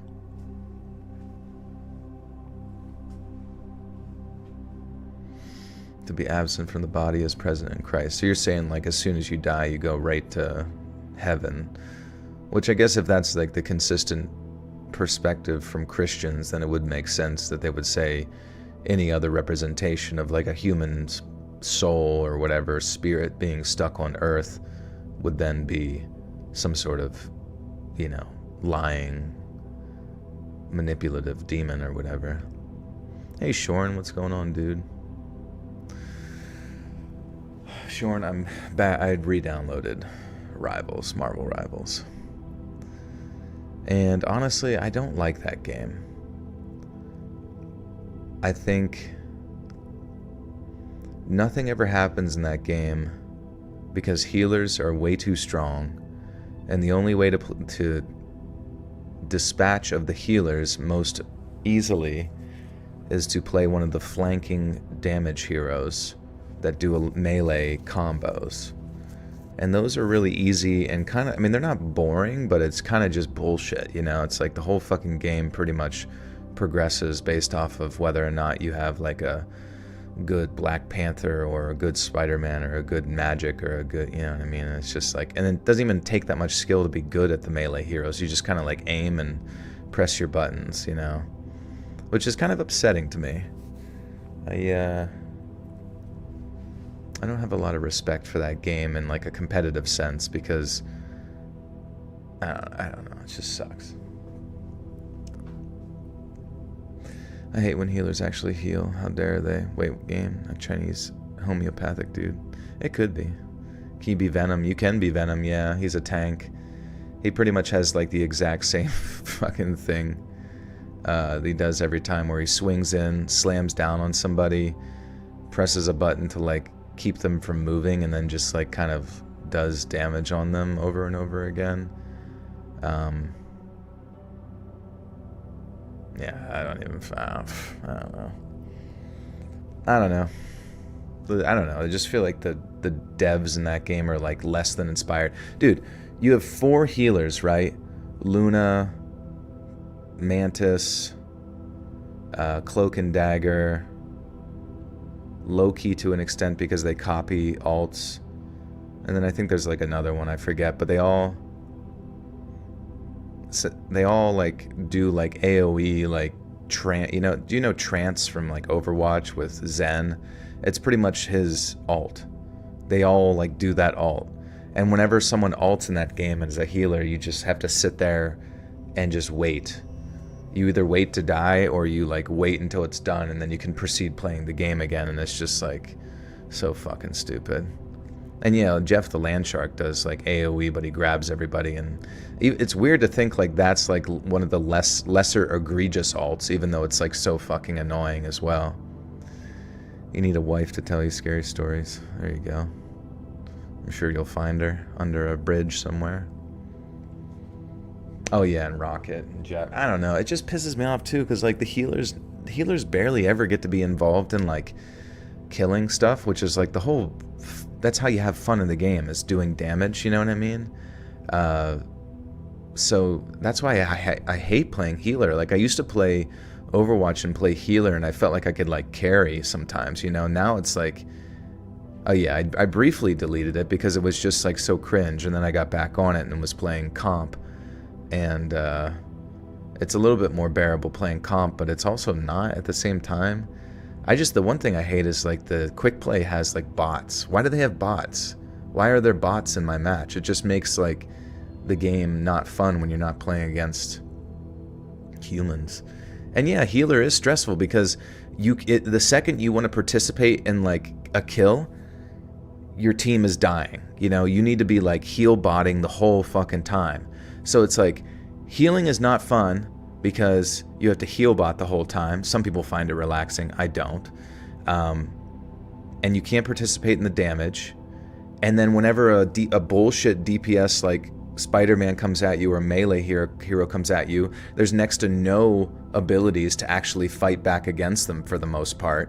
Like you could freeze them, you could stun them, sleep them or whatever, but beyond that, like most of the time you watch like people play the melee heroes and like the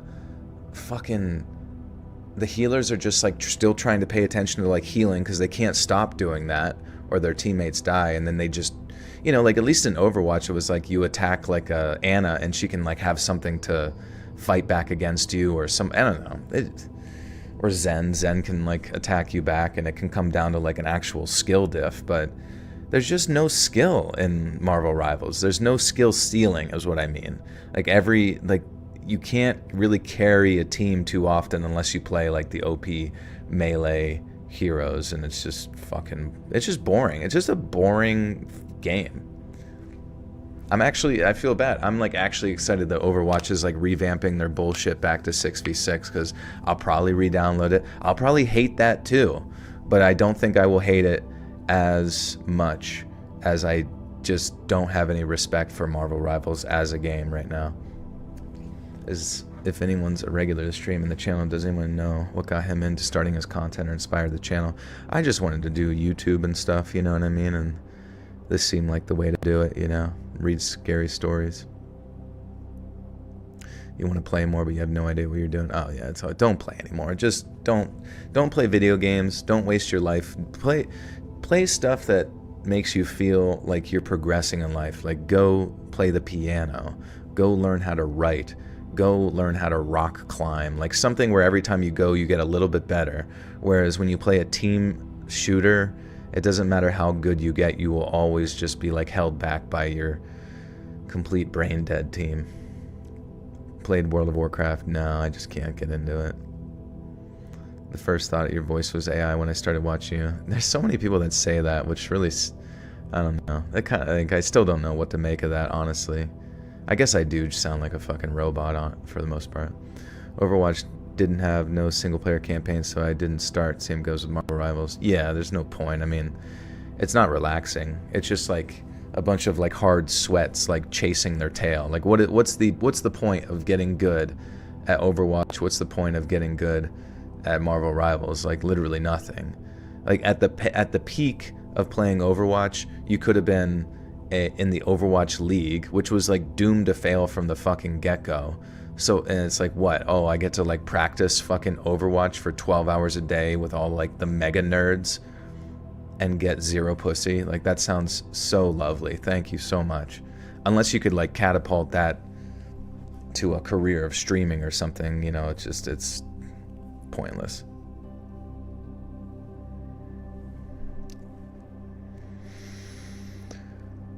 Okay, sorry, I just like to bitch about video games. Unless a game in its peak. Yeah, but it's just tough because like right now, Marvel Rivals is technically at its peak, you know, or its beginnings. But I just like feeling the game and knowing what Overwatch feels like or whatever. I just know that like whatever Marvel Rivals is just popular because it's new. It doesn't mean that it's like well designed. It doesn't mean that it's good, because Overwatch put out Brig. Everyone hated Brig. She was a skillless, like meaningless, stupid thing that like ruined the meta, where it was just melee attacks in a first-person shooter with a ton of damage. And then they just put like 15 of those characters into Marvel Rivals, and yet it's still like a shooter. I don't know. It's just not good. What if I am AI? What if I'm the most advanced AI ever? Factorio 14 hours a day. That sounds chill. Just rail Adderall and play Factorio.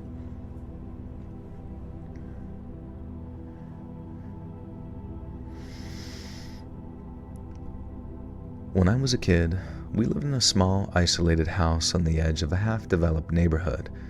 There were only about 6 houses on our block, and ours was the last one before many overgrown weeds and empty land stretched out into the dark. At night, the area was deserted, and you'd rarely see anyone stepping outside.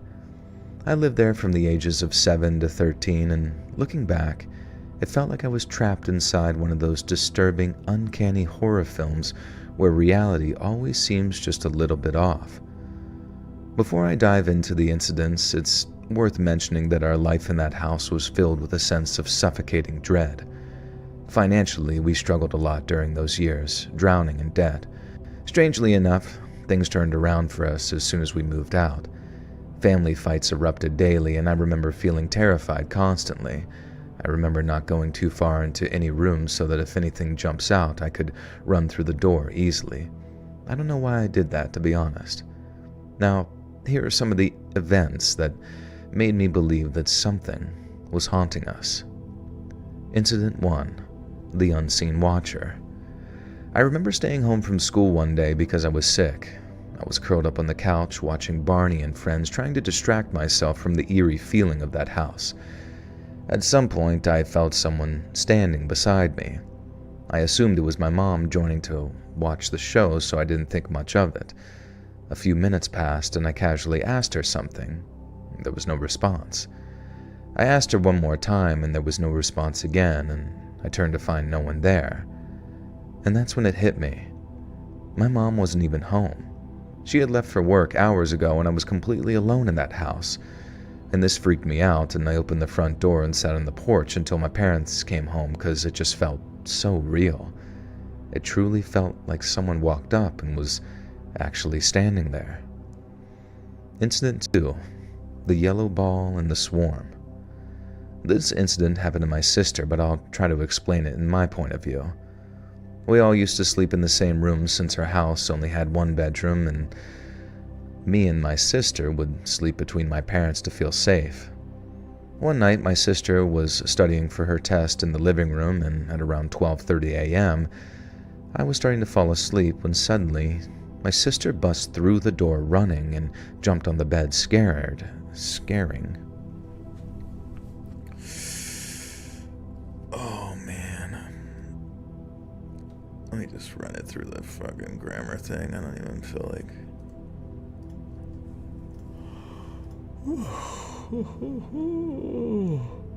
I need to learn the heroes more, that's all. Yeah, I mean, you just go into practice range or play quick play or whatever. But in my opinion, I would just not even waste my time. I mean, if you can find one hero that you enjoy, and you genuinely just enjoy doing that, then that's cool. I think that's a win. But for the most part, oh god, that game sucks.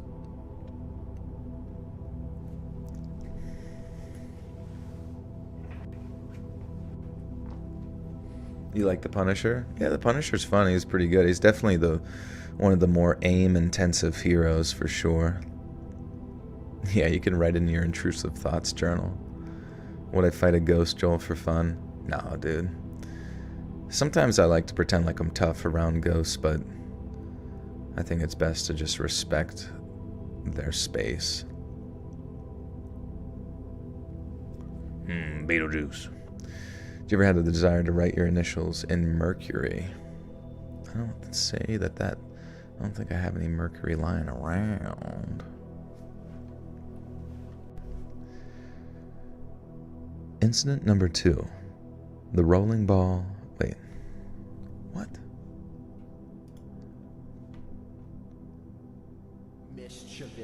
Why does it change it? Why does it change it? The rolling ball and the shadowy figure. Why does it change the story?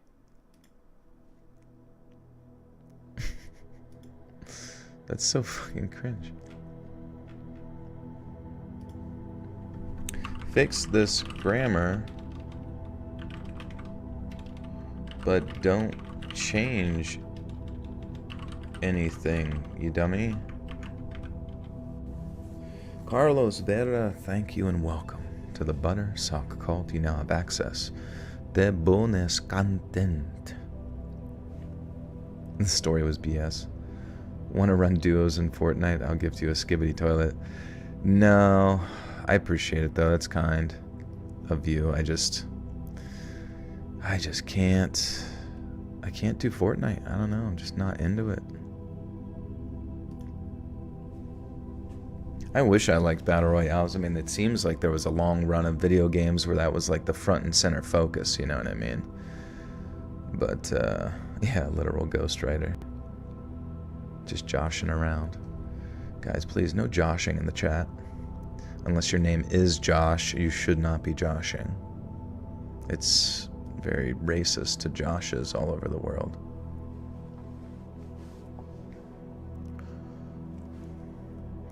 Because you're used to shooters. Yeah, what is it? They're Punisher, and then you have Black Widow and Hella. Those are like hit scan shooters, even though Hella is a little bit different than you would expect. I don't know. I need more video games to come out. What about Grand Theft Auto? Like 5? The game from 2013? Yes, you can joel around in the chat, just don't josh.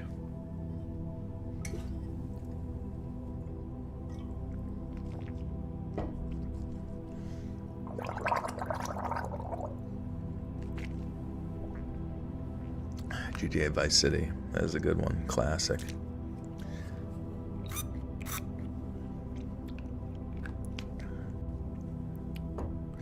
We do a little joling. We do a little joling.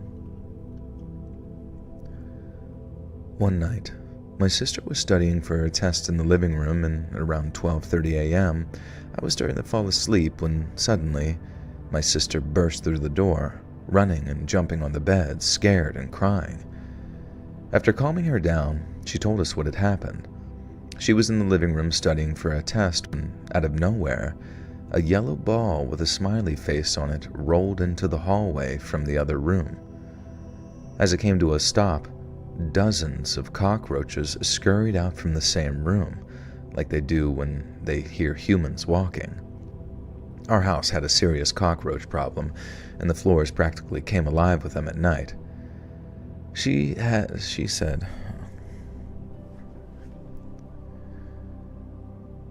a heavy sense of dread washed over her as she stared into that dark hallway. And then she saw it. A shadowy figure emerging from the darkness, moving in a way that made her feel cold all over. She told us that she felt stuck for a second and frozen in fear before running to the bedroom. Incident 3. The disappearing glasses. One morning, my dad couldn't find his glasses. He had recently undergone cataract surgery, so they were essential. The only family spent would... Whoops.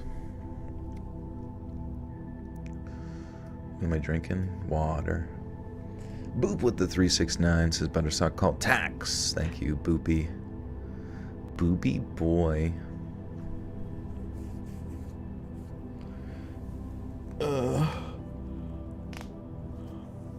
Oh man. Haven't really played games like Rivals or Overwatch, that's why I'm clueless, but play as you learn. Yeah, I mean, I'll tell you the secret to Rivals right now. Kill the healers, you win. That's fucking all it is. Because the healing in that game is too fucking strong that just shooting into the tanks like doesn't fucking matter. So figure out, like, either get to their backline with some sort of flanking DPS like magic and just chop them the fuck up, because you'll never win if you have to sit there and hope that shooting the tanks is somehow going to make a difference.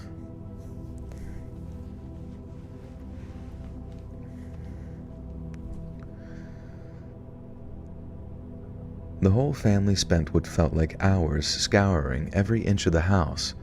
We checked his shelf multiple times, which was where he usually kept them, but they were nowhere to be found.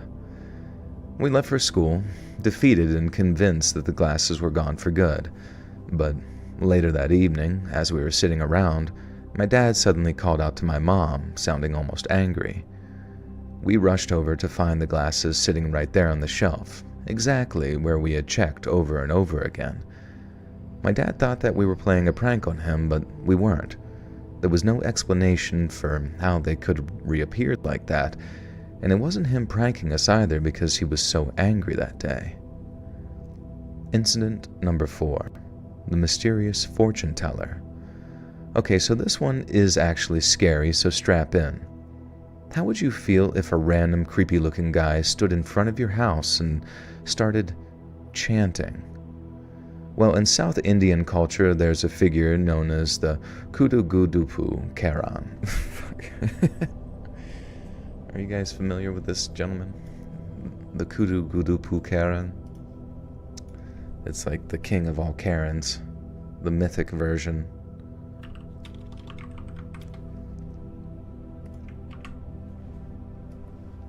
Kudu-Dupu.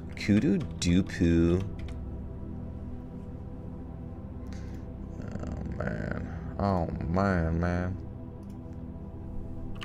How do you say? How do you say? Keep that in mind. Heck yeah, nice. Kudu-Dudupu. Kudu-Dudupu. The Kudu-Gudupu Karan. There's a suffix often used in a person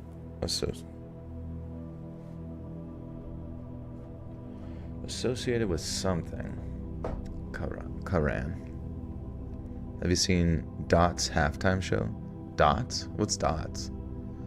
I know that Kendrick Lamau. But who is... Wait, is that him? Yeah, I don't know. It was just whatever. Like, I've heard all the Kendrick songs.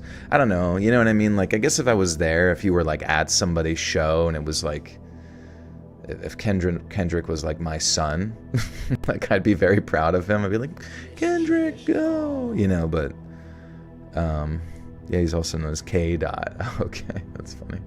So they just call him Dots. That's... Every rapper's got 50 names. Yeah, I don't know. It was just like nothing really too exciting, I guess, about that. I mean, what did you find exciting about the halftime show? Let me ask you that. Malia H, welcome to the Buttersock Cult. Thank you. 500 kids, yeah, yeah, dipping. Kendrick Dippin' Dots.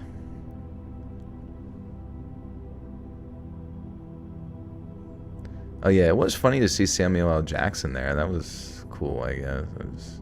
I don't know.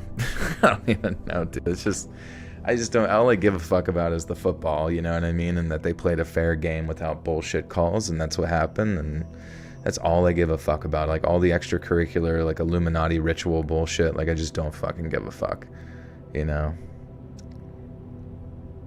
It was awesome. You know, I'm not trying to put it down. I guess what I'm trying to say is I don't really know what's to be derived from, like, live music or whatever. You know what I mean? Like, I've heard the songs before. I've seen the music videos for some of them. And,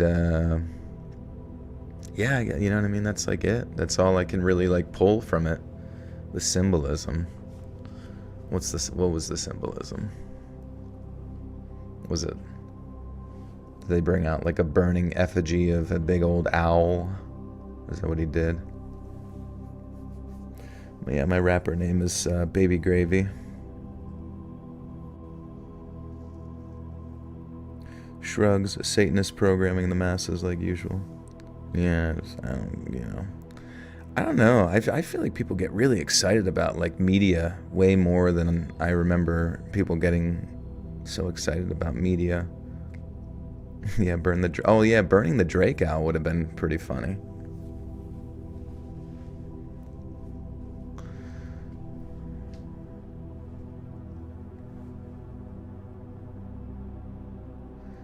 The singing and national anthem sucked too, like they mocked the United States. Oh, I didn't even see it. I don't think I caught it at that point. They basically Young Gravy pick a new one. Well, I'm even younger. I'm baby gravy. There's Lil Wayne, Young Wayne, and Baby Wayne. It's like Pokemon evolutions. I got chills and the dance moves were smooth. I not even a rap fan, and didn't even know his music before. Well, yeah, I guess if you pulled something from it, it's cool. I just, I don't even know. Ever since I was little, like the halftime show would come on and I just like could give two fucks less about like Lady Gaga or fucking Michael, like even if it was like Michael Jackson. I mean, if it was Michael Jackson's dead body, I think I would be stoked about that. Like if they brought him back to life, I'd be like, holy shit, you're telling me that's a reanimated corpse of Michael himself?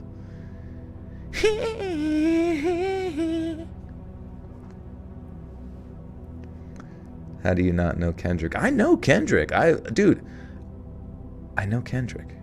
I know Kendrick. What do you mean I don't know Kendrick? I know Kendrick. I've listened to Mad City. I said earlier, I listened to Mad City. I love Mad City. I love fucking To Pimp a Butterfly,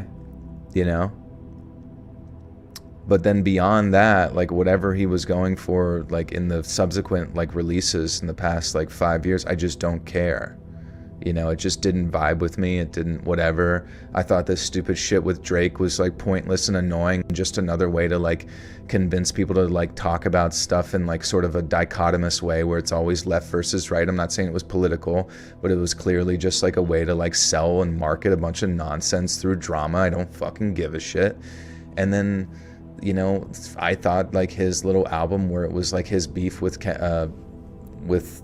what's his name, Drake, was supposed to be like a meme. It was supposed to be like, I pumped this out in a fucking weekend. I didn't know it was supposed to win a fucking Grammy. Like, how the fuck do you manage that? And that almost makes me like lose respect for the Grammys as a whole, and like to then translate that over to a performance in the Super Bowl. And it's just another fucking like eye-rolly moment where I'm like, I just don't, what, like, just, I don't know. Like, I feel like we worship, like, I mean, we worship these stupid fucking celebrities all the fucking time. I just want to watch football, bro. I want to watch grown men who have worked out their whole fucking life to smash their heads into each other do exactly what they plan to do.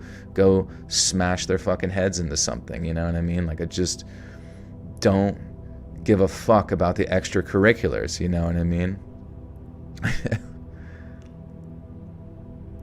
And I don't, and to sit there, like, Kendrick always has like this like performative, like he gives a shit about people like lesser than him, or like he cares about like the experience of like underprivileged individuals in the United States. He doesn't fucking give a shit. Bro is 140 millionaire. You think as he's flying on his private jet getting his fucking dick licked, he's taking a fucking second to think about a single motherfucker on food stamps? That bitch does not care, bro. He does not care about you. He doesn't care about anybody. He cares about the fact that he is just gonna sell more albums by talking shit about Drake or something. You know what I mean? Like, he's not real. He's not real. He doesn't care about any struggle because he doesn't have to struggle. You know, he doesn't have to struggle anymore. So why would he ever even be able to empathize with anybody else's at all? It's a fucking joke. All right, sorry. Let's talk about ghosts.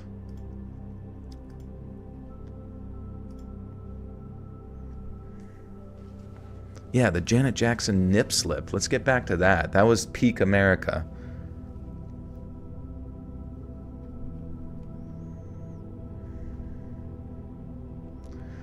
One night my sister was... Oh yeah, we read that. Where am I at? Oh, the fortune teller. The Kudu Gudubu Quran.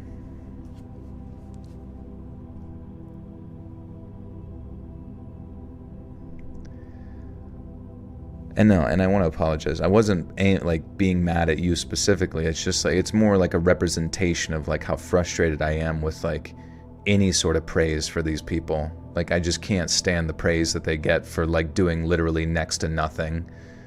It's not like he sat there and like did all the choreography and the shirt, I mean, did he pick out his fucking bell bottoms for the fucking thing? Like, that would have been about the most impressive aspect of it. I don't know. I'm just like so done with celebrity culture. It's just, none of them are real people ever. They're just state-ran nonsense. Well, in South Indian culture, there's a figure known as the Kudu Gudupu Karan. I've not heard much about them, but they're like devotees of God who roam the streets and randomly tell fortunes to people. Most people avoid them, fearing that their predictions might bring misfortune. My first encounter with one of them was when I was young. I remember hearing a man singing some kind of religious song near our doorstep, literally a few meters away from our door. I went to check on it, but my mom quickly grabbed me from behind and told me to be silent and to not make it.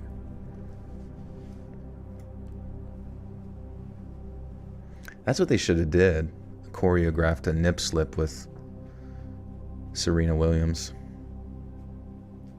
Oh no, you're good, Shorn. I'm just widowy crashing out about nothing.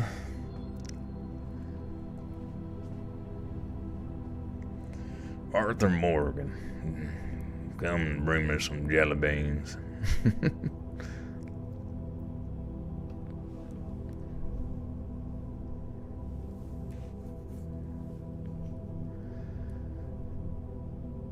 I went to check on it, but my mom quickly grabbed me from behind and told me to be silent and to not make any sound. We pretended like there was nobody home, and eventually he went away. I was so confused and asked my mom who he was, but she didn't explain and just sort of brushed it off. Now, years later, as the strange happenings in our house grew more intense, a similar figure began appearing near our house when my dad was home alone. For several days, this man stood near our door, chanting and seemingly delivering cryptic... oh my god, what the fuck was that?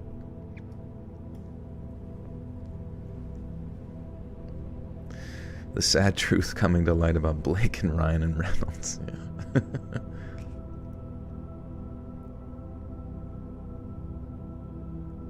I don't know. I really did. I'm be honest with you. I loved Mad City. It was real. You know what I mean? It was real. And I thought To Pimp a Butterfly was beautiful. It's just, that's what I want Kendrick to stick to. Like, I get he's got to make like a few songs that hit the charts and all this kind of stuff, but like the ones that are hitting the charts just don't vibe with me at all. I just don't like them. They just feel like fake and annoying, and like he's trying to represent something that he's just not representative of anymore. That's not to say that he necessarily was representative of that when he was doing Mad City, but I felt like he wasn't too far removed at that point, you know?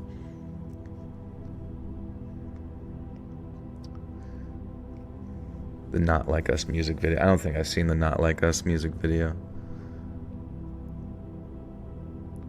I thought, yeah, that's what was confusing me, is like, I didn't really pay attention during that period of time, but I thought like the Not Like Us and all that stuff, I thought it was just like a parody album. I genuinely thought that he was just like making a few songs to like beef with Drake, and then he would get back to making normal music or whatever. But then he was like, oh, this is a great marketing opportunity here.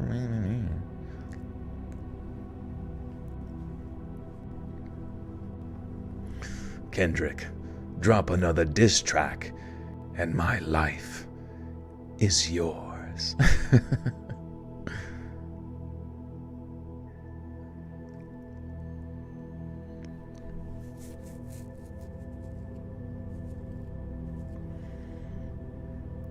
The halftime show is about deeper topics, like racism, man. Not really Drake. Well, they've cured it. They fixed racism right there during the Super Bowl of all things. I can't believe it. White guys and black guys were playing football together for the first time at this Super Bowl. We did it, guys. We defeated the CEO of bad things and bad words. Years later, as the strange happenings in our house grew more intense, a similar figure began appearing near our house while my dad was home alone. For several days, this man stood near our door, chanting and seemingly delivering cryptic messages at night. Finally, my dad confronted him, telling him to stay away. I never saw the man again after that, but I couldn't shake the feeling that his presence was somehow connected to the disturbances. Incident 5. The chanting yogi. My sister also had reoccurring.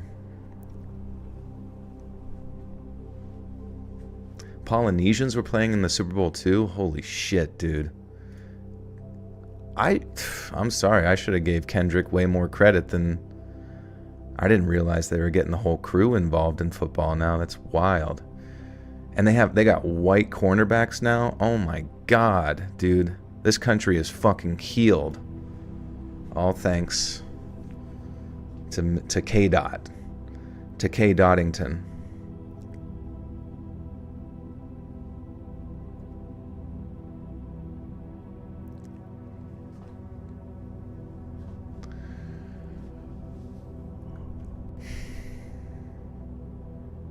Sudanese players? Holy shit. They not like us. They not like us. They not like us. They can't eat nuts. They can't eat nuts. They got an allergy. They got an allergy.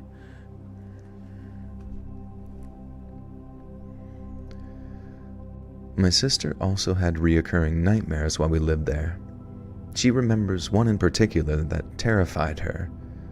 She would wake up to a vivid vision of a figure, like a yogi or a mystic, sitting on her chest, chanting in an unknown language. She could feel his weight pressing down on her, making it almost impossible to breathe. And this vision plagued her until we left that house for good. We finally moved out of that place, and to our relief, the strange experiences almost entirely stopped. Our financial situation improved, the family conflicts became less frequent, and that constant creeping fear seemed to lift. I can't explain what was happening in that house, but living there always felt like I was stuck in a disturbing horror movie, one that I desperately wanted to escape. Do you think that there could have been something paranormal going on, or was it just the atmosphere of that place that was getting to our minds? And if you'd like to hear more stories from that house, let me know. I have plenty more. Dude, that's actually really creepy. I like when these stories give like an interesting imagery, like a yogi. I didn't even realize where this story was taking place, but like the idea of like just a grown, sort of spiritual, like super skinny yogi individual sitting on someone's chest. What's flanking DPS? So like in war, say you're in a trench, right? Like a World War I trench, or you're behind cover. And then there's an enemy down like range, and you're both shooting at each other, right? You're like shooting directly towards each other. If you go all the way around the side of the enemy, so to the enemy's left or the enemy's right, and while your team is distracting them with shots down range, if you shoot at them from the side where they don't see you coming from, you have technically flanked the enemy, you know what I mean? So there's these things called flanking DPS or whatever. So like DPS is the damage characters. And while your team is kind of like engaging frontline either for the objective or just fighting back and forth, there will be a DPS that kind of comes out of nowhere and will flank them and take them by surprise, essentially. And that's like Mystic and Black Panther and Spider-Man and various other ones. Yeah, if you ever find yourself in World War I don't think you'd be able to flank in World War I just because of how direct the trenches were. You just have to run out there and die.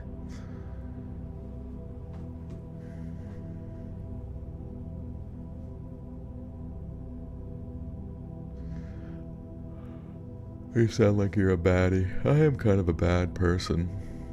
It's like a surprise attack. Yeah, essentially. My boyfriend plays Baldur's Gate hella, and they be flanking. Oh, that's cool. I guess that would be a way to kind of like get set up. And then I think you do more damage in some of those RPG games when you kind of like gank them. You might be thinking of ganking, but yeah. Yeah. If you flank them, you have to let them know that you're about to give them back shots.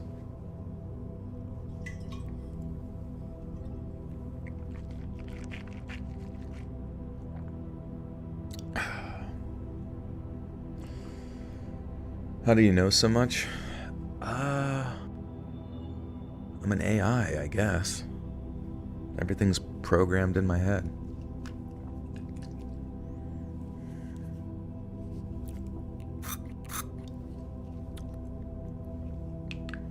And yeah, Matt tells me things. He's my producer. Chat. BBC. Alright, okay, crap. How many words was that? Let's see, sorry. I gotta.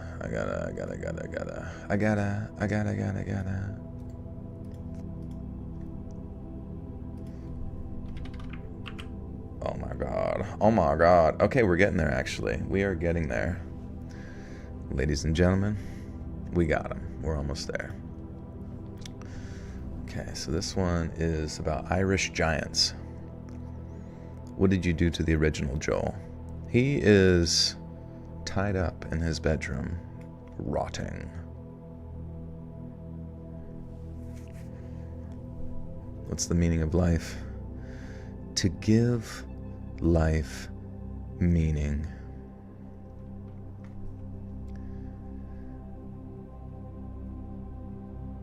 I'm from Ireland and live in England at the moment, and I'd never heard of any ancient giants before, or even skeletons that have been found in the past.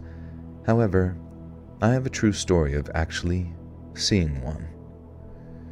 It was maybe 5 to 7 years ago on a trip to Ireland, not sure of the exact year per se, and a friend of mine and myself saw what looked like a giant walking across the motorway in Ireland after a visit to Tara. We were heading south after coming down from a visit to the Hill of Tara in County Meath, Ireland. Alright, anybody from Ireland know if I'm saying these right? County Tara, pterodactyl. I'm gonna hop up because I go clean houses in the fork and snow. Oh, I'm sorry to hear that. But take care, Katie.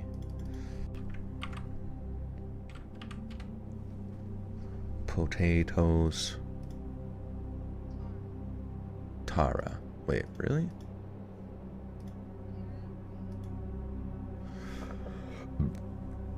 I guess I should look it up on the internet. It's from Ireland.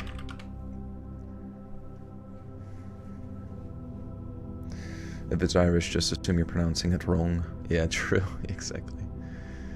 Used in Ireland is typically pronounced Tara. Oh, in Irish, in Gaelic, the historical hill of Tara, Teamhair is pronounced closer to Toir. Of course it is, bro. How do they have the same exact alphabet as us, but speak a completely different language?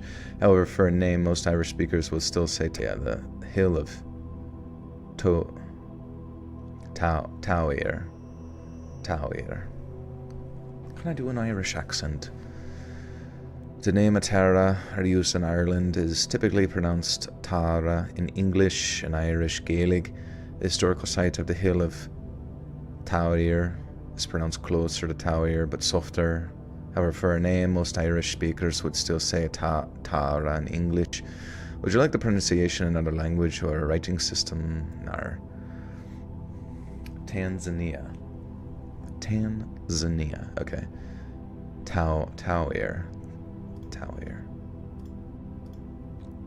Cool. And then County Meath. County Meath. How to say Meath. Did you see that full moon? I did not, no. Where all the planets lined up and shit, and I like completely missed it. Also, we jumped up to above 500. Thanks for being here, guys. Sorry. What? The Irish County Meath is pronounced Meath, rhymes with teeth. In Irish Gaelic, Meath is Ami, which is pronounced Ovi. What? So does it have to be in Gaelic, or does it just have to be in, like, English Irish?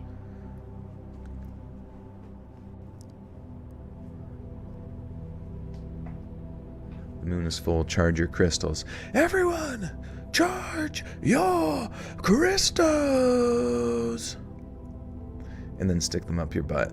Is that what you're supposed to do once you charge them? You just shove those hard pieces of rock up your ass?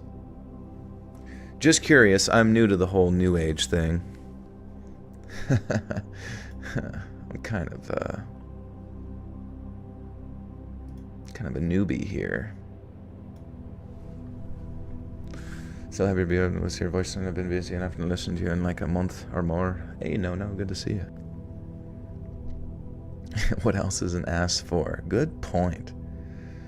You charge your rose toy. You take your rose toy out to the full moon to charge it.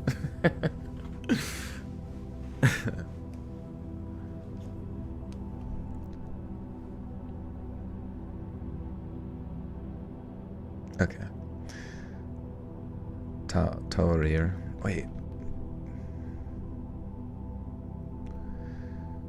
We were heading south after coming down from a visit to the hill of Torir in County Meath, Ireland.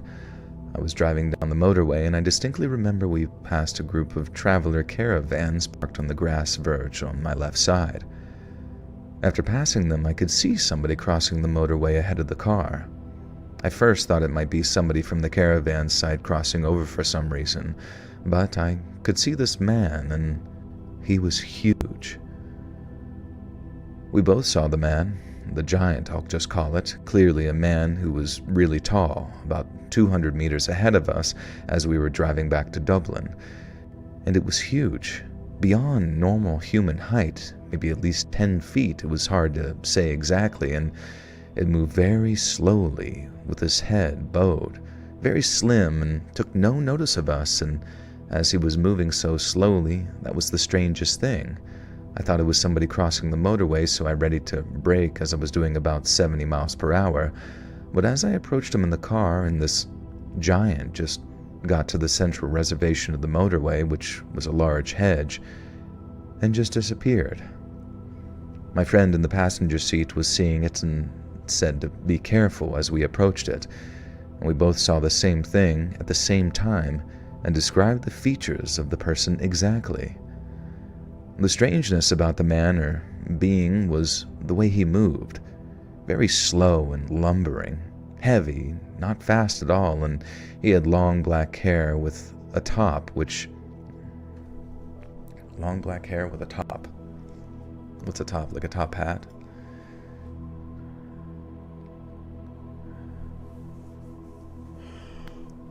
Oh, I played Spitterman and Rivals. I tried a little bit.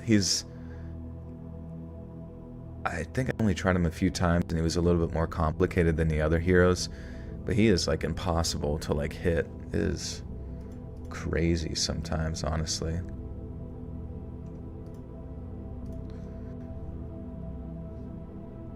Huh.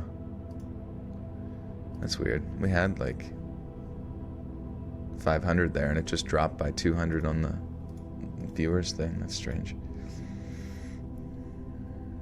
I guess because I said about sticking crystals up people's asses and...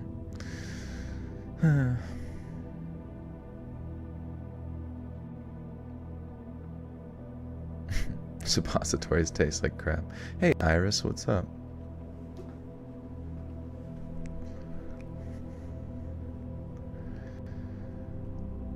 The strangeness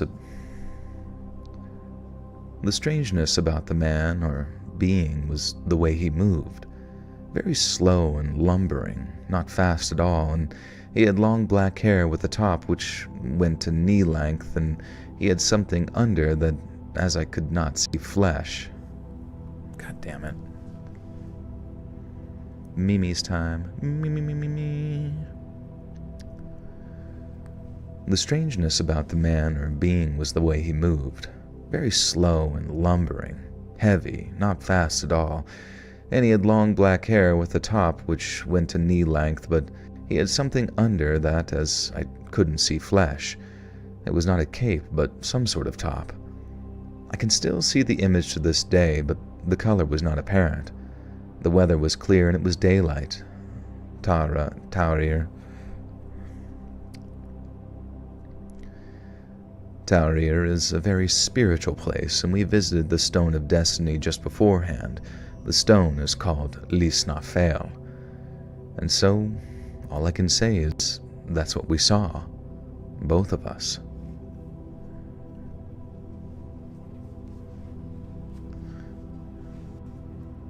Just live just started buffering, then bodies just dropped. Oh, okay. Maybe it tries to like clear out anybody that's like not active or something to see if they actually like return or whatever with like a refresh, which it seems like they do. So I've just seen the F4 trailer. F4, what's that supposed to be? To me, the moon is she, the sun is he. Yeah, do you oh, Fantastic Four. Oh, nice. Yeah, I never was really into the Fantastic Four overall. Like, they had some movies back in the day, but those weren't really that successful. They were probably like on par with the Green Lantern, I guess, as far as quality goes. So I feel like they never really like took off. I mean, I've always kind of liked The Thing just because it's similar to the Hulk, but oh, Pedro Pascal's in that? Damn, dude, he gets to be in every fucking movie. Jesus Christ. He is living it up right now in Hollywood.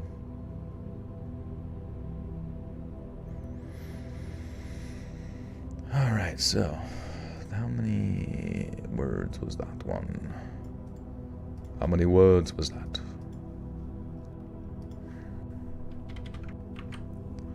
So that's 7,000. Okay. So I think if we do this story and then maybe one after this as well. Interested in the new Superman coming out only because of the dog. I will be honest though, like the fact that that movie kind of went all over the place and looked very like stylized as far as imagery goes, it does kind of have me interested a tad. Sometimes I get a little worried when movies have like too much shit going on in the trailer, because it just basically means that the movie probably like touches base someplace like really quickly and oh, I said the place is wrong. How come you didn't say anything during the fucking when I asked? But yeah, I don't know, Superman should be cool, I guess. But I'm a little bit like superheroed out at this point. I just really don't care. So are they just gonna keep remaking Fantastic Four every 10 years or so and hope they make it not shitty? I guess so. I mean, all it really takes, I mean, if you look at something like Iron Man, like it wasn't like a crazy popular hero, but I think like Robert Downey Jr. just like made that character.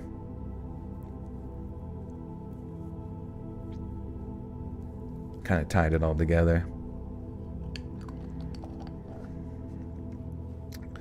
Was there any like particular character within like the Avengers group that seemed like they, I don't know, like they had their own movies and it just wasn't that good? I mean, probably yes, but I'm just like trying to think, because Iron Man was obviously good. I didn't really see any of the Captain Americas at all. I don't think I watched a single one of those. I just really had no interest, even though Captain America in general seems cool, but it's like the movies don't seem that great. I don't know. You met Lone Grufford, Fantastic Four 2005. He was so nice. That's cool. Hey, Polar Bear, what's up? No worries. You did not enjoy the Ant-Man movies, I guess, yeah. Blade, Daredevil. Oh, yeah. Dude, I love Blade, to be honest. Blade's one of my favorites. I didn't like the Captain America movies, but enjoyed the character in the Avengers. Okay. Ant-Man might be your second favorite. Okay. Iron Man pretends to be Robert Downey Jr. I mean, exactly, yeah. He made the character. You really can't replace him at this point.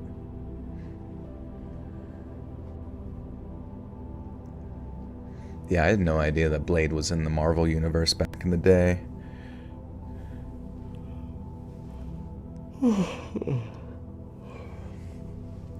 Ant-Man was one of the OG members of the Avengers from Volume 1, Issue 1. Oh, that's crazy. So he, like, kind of got forgot about, I guess, for the most part. But I love Paul Rudd, but, Ant-Man is pretty forgettable. Everybody left to charge their rose under the full moon. That's funny. Sad Wesley Snipes won't be Blade anymore. Yeah, I mean, I think that's the thing, is like Wesley Snipes was Blade in the same way that Robert Downey Jr. was Iron Man, and I mean, I know they had a show or whatever with some guy, but I didn't watch that. I feel like you can't replace him. Or it might have to like be quite a while.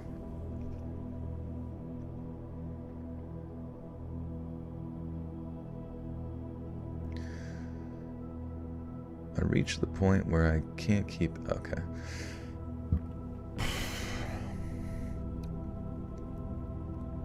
What's Venom? Venom is some sort of like alien goo from like another planet, right? That like became sentient or whatever. It's like a symbiote. What is Venom? Marvel character. Venom is a well-known character from Marvel Comics, first appearing in The Amazing Spider-Man 300 in 1988. Venom is a symbiotic alien form symbiote that bonds with a host, originally Spider-Man, Peter Parker, and later Eddie Brock, giving them enhanced strength, agility, and web-like abilities. Venom is often depicted as an anti-hero or villain in Spider-Man's universe. The character has been portrayed in movies, most recently Tom Hardy. Okay. What's Venom's origins? Venom is thick, yeah. The symbiote alien origins. Venom comes from an alien species known as the Clintar, a race of symbiotes that can bond with hosts to enhance their abilities. Originally, the Clintar were meant to be noble beings, but many became corrupted and parasitic. Venom, however, is unique because it seeks a true bond with its host rather than total control. The Secret Wars in Spider-Man Black Suit 1984. The symbiote was first introduced as a mysterious black suit that Spider-Man found on Battleworld during Secret Wars. DBZ with the 10s says, longtime lurker, first time live stream, DC or Marvel, IRL experience or believer with cryptid. Who's your favorite IRL hero versus fiction? Thank you for your stories. Sorry if too personal. Keep it up, mysteries. Thank you, DBZ. Wait, I'm kind of confused by the question. Long-time lurker, first-time live stream, DC or Marvel? Yeah, I think right now Marvel is definitely, I lean more that direction. Though I kind of wish Namor was just Aquaman in the game of Marvel Rivals. IRL experience or believer with cryptid. Oh, okay, yeah. I don't think I've ever seen a Bigfoot or anything of that sort. I would love to. I'm always looking while I'm driving on the road. Who's your favorite IRL hero versus fiction? IRL hero. Who is an IRL hero?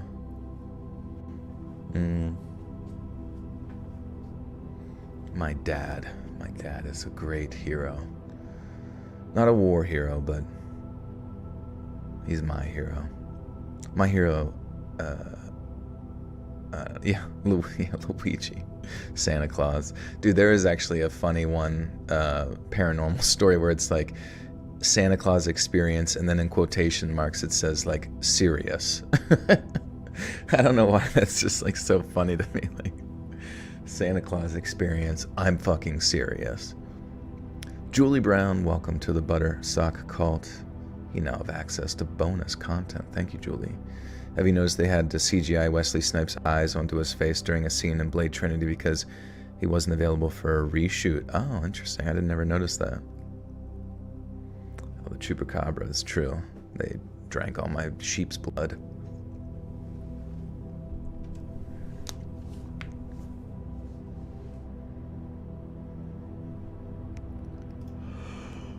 Oh. All right.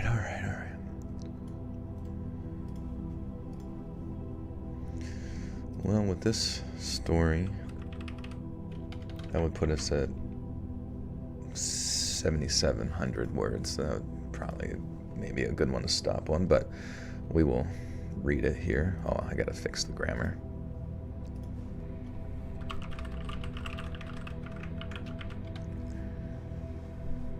Chicken nuggets or steak? I guess just steak because of the health reasons.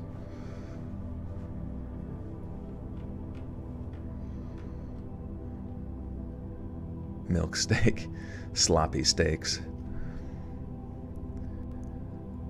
Alright, I've reached the point where I can't keep this to myself anymore. I need a semi-anonymous place to get it off my chest so I can just move on. I was part of a trio of best friends. We hung out socially pretty regularly, and one of our favorite things to do was have a girls' night out at the local clubs.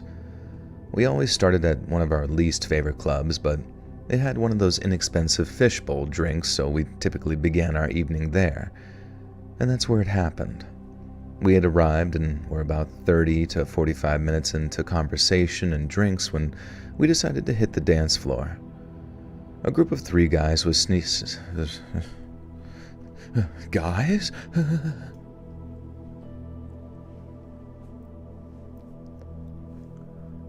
Bum, bum, bum, bum, bum, bum, bum. Ever watch Human Centipede? Yeah. It's been a while. But I always say the line from that, and he's like, Rohypnol, rape drug, or something like that. Anytime, so it's like, oh, what do you, I was like, you want a drink? And they're like, oh, what do you got? And I'm always like, Rohypnol, rape drug. They don't laugh, though. That's not a good thing to say on a first date. God. A group of 3 guys was seated near the dance floor and joined us once we started. I ended up paired with the youngest looking one. He seemed about 5 years younger than me, but we were having a great time dancing together.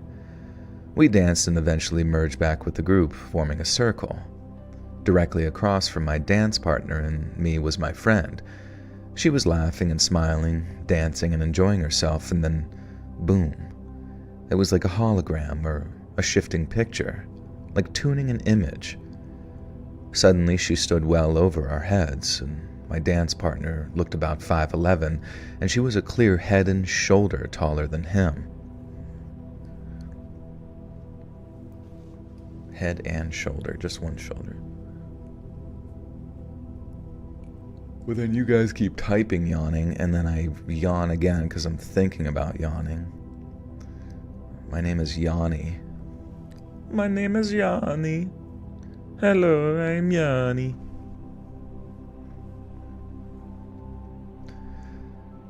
My dance partner looked about 5'11", and she was a clear head and shoulders taller than him. And this is the part that I have the hardest time saying without ridiculing myself for not having an answer. And please, I struggle to even say it to myself, but she was a reptile.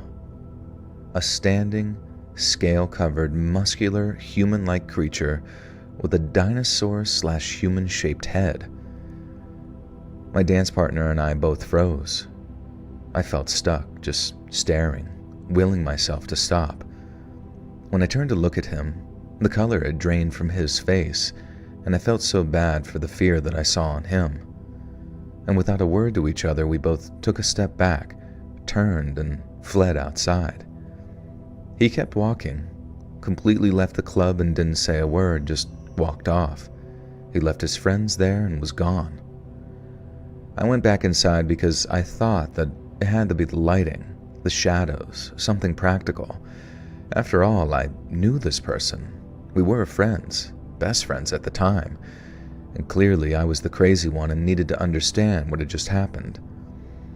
I sat at a table near the dance floor and watched the whole room, the lighting, the effects, the shadows, my friends dancing, and I told myself that it had to be an optical illusion. A terrifying one, but it could have been real. I knew this person.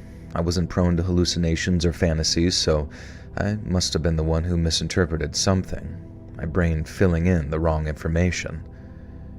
It unsettled me so much that I decided not to continue the night out. I said goodbye to our other friend and went home, and as soon as I got there, I searched the internet for anyone who had experienced anything remotely similar, but I found nothing. At this point, I tried and have continued to try to convince myself it was the room, the lights, the strobe effect, something that made my best friend look like a 7-foot-tall reptilian person. I avoided them for a month after that. The next time I saw her, I thought that she'd find it funny that I ghosted everyone because Do you guys believe in shapeshifters? Like, honest question, do you guys think that there's like reptile people? Or maybe like some type of something? No. Just like everyone's no.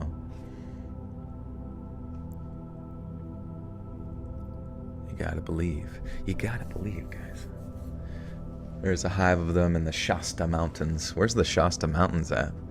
It's autistic people. They're shapeshifters. They don't quite know how to act. They're reptiles. That'd be a fun thing. Instead of like, instead of saying you have autism, you say, I'm a reptilian. I wear human skin. You believe in bees. Bees that make blue honey. Wouldn't be surprised if Zuck or Musk or Reptilian. I do think that sometimes, honestly, the way they act, where he's like, I was human. I mean, I still am human. And then like him trying to go through his sort of like human arc right now, where he grows out his cool curly hair and wears a necklace and does jujitsu. It's like, we know what's going on, man. We know you drink human blood and change into different forms. There could be a person with a skin condition that looks reptilian. That's a good point. That's a very good point. But that just means that they're mid-shift. You believe in shapeshifters? I guess, yeah, they don't technically have to be reptilian, do they? Made up a large amount of nanites. Oh, that's true. Alex Jones said that there have been android dudes since like the 50s or something. Yeah, you know, that's honestly what I would be more inclined to think, is that like Elon Musk and Mark, who knows, maybe all of the tech billionaires are just androids. They're all just like put into place to independently funded, given some like bogus stupid backstory of coming from nothing, and they're just fucking robot folk.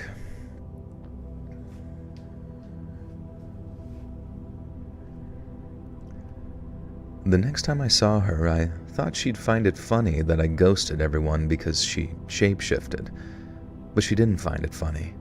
She seemed worried and started asking me what she looked like. And fair enough, I thought. If my lunatic friend said the same thing to me, I'd have some questions too. And I turned it into a joke and tried to steer the conversation away. But sometimes I get reminded. I see it again in my mind just as clearly as that night, and I'm still just as frightened, as confused as I was then. We all grew apart after that, but there, I said it.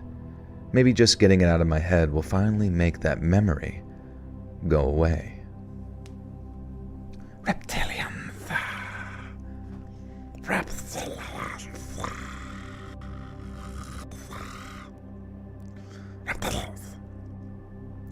Reptilians. Believe it or not. Are they still turning the frogs gay? I don't know, what was it that was doing that? It was like atrazine or something like that was getting into the frogs' hormones and making them change sexes or something. Yes, I am reptilian. I'm a reptilian AI. They couldn't just make a normal robot. They had to make me a fucking reptile. Too many steps. Don't you just hate it when you text someone and you turn into a ghost? Yes.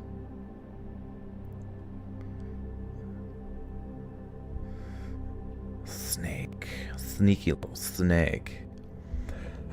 They have cool spines. No, I'm like not even really like reptile necessarily. It's more like frog adjacent. Just like really slimy. Alright, well, that puts us at, I mean, we could do 8,000 words. What time is it? Oh, it's almost 2. I gotta go to bed, guys. I didn't even take the magnesium.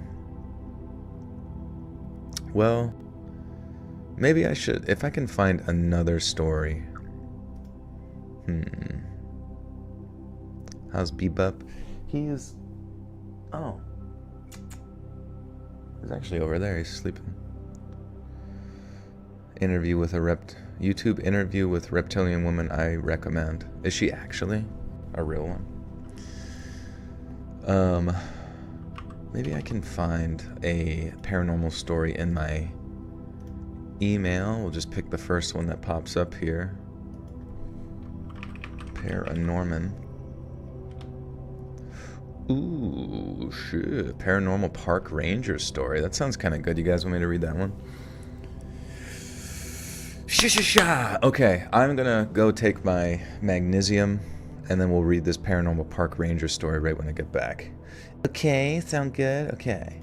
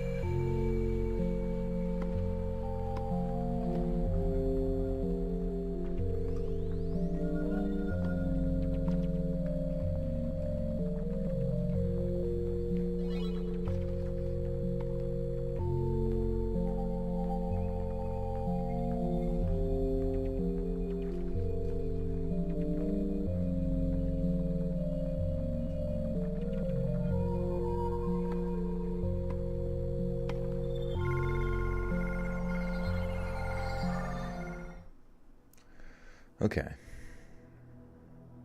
Sorry, I'm back.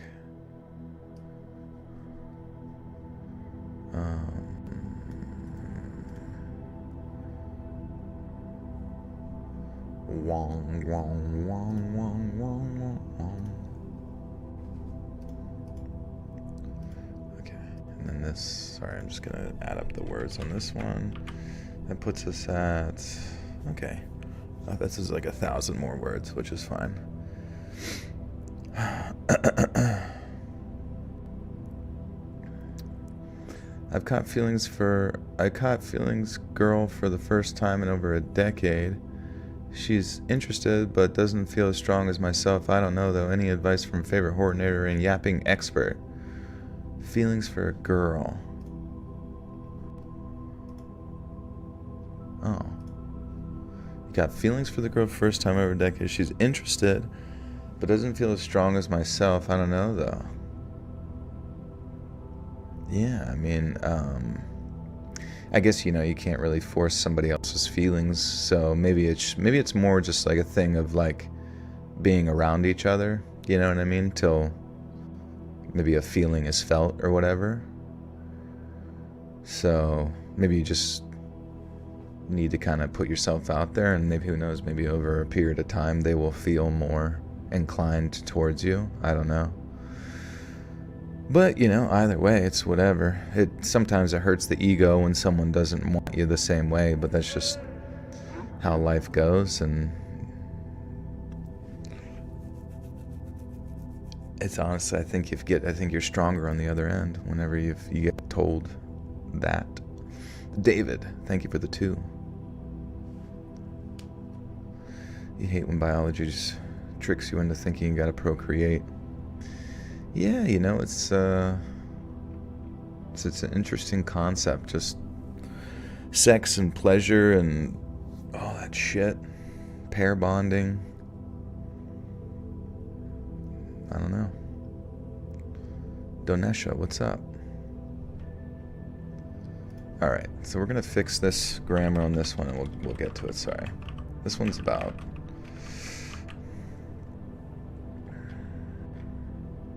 This one is about park rangers.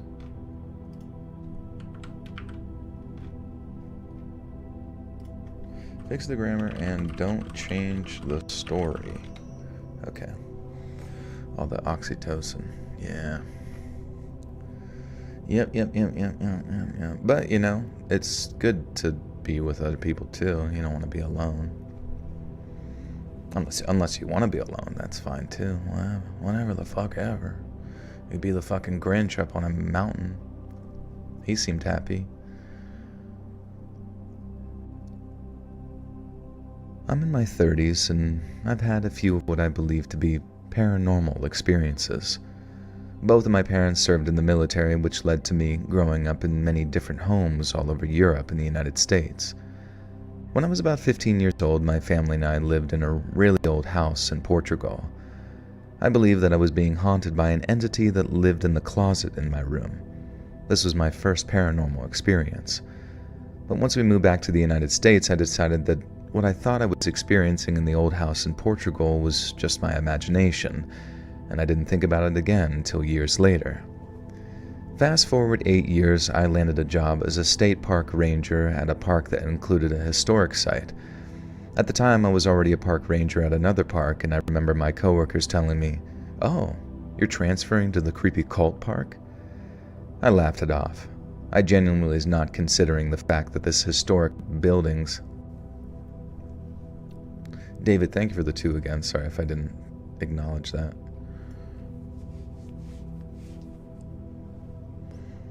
2 steps ahead. 2 steps ahead.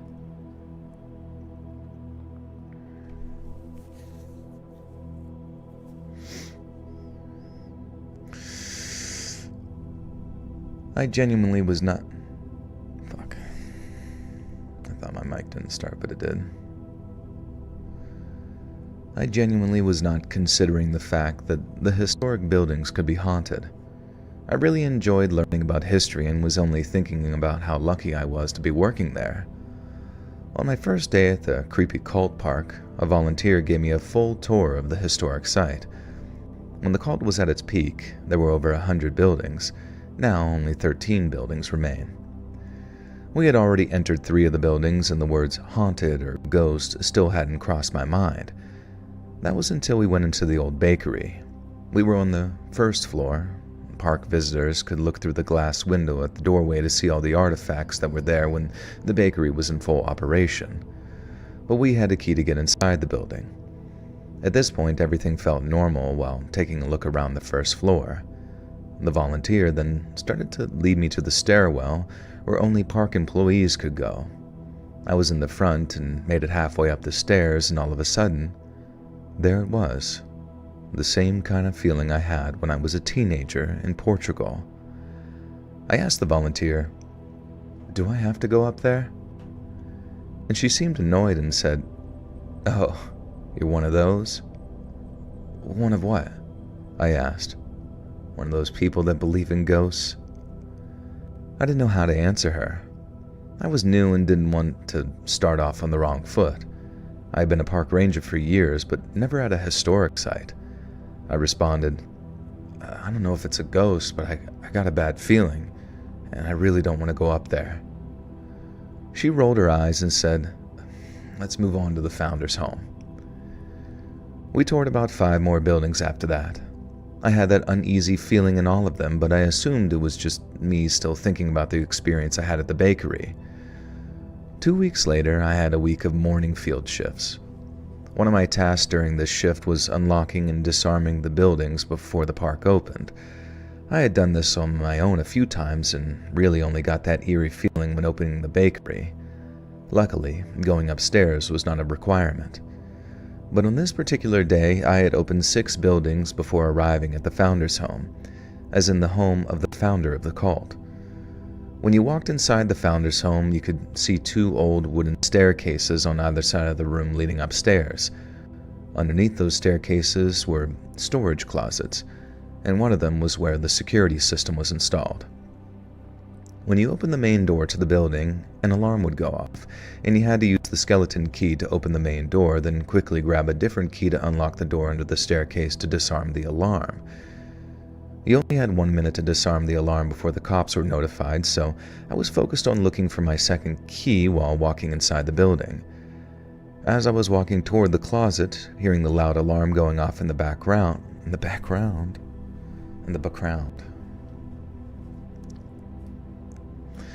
Have you guys seen a movie? I didn't get to talk about it earlier, but we watched I watched a movie called what the hell is it called? The Other Lamb. Have you guys seen the movie The Other Lamb?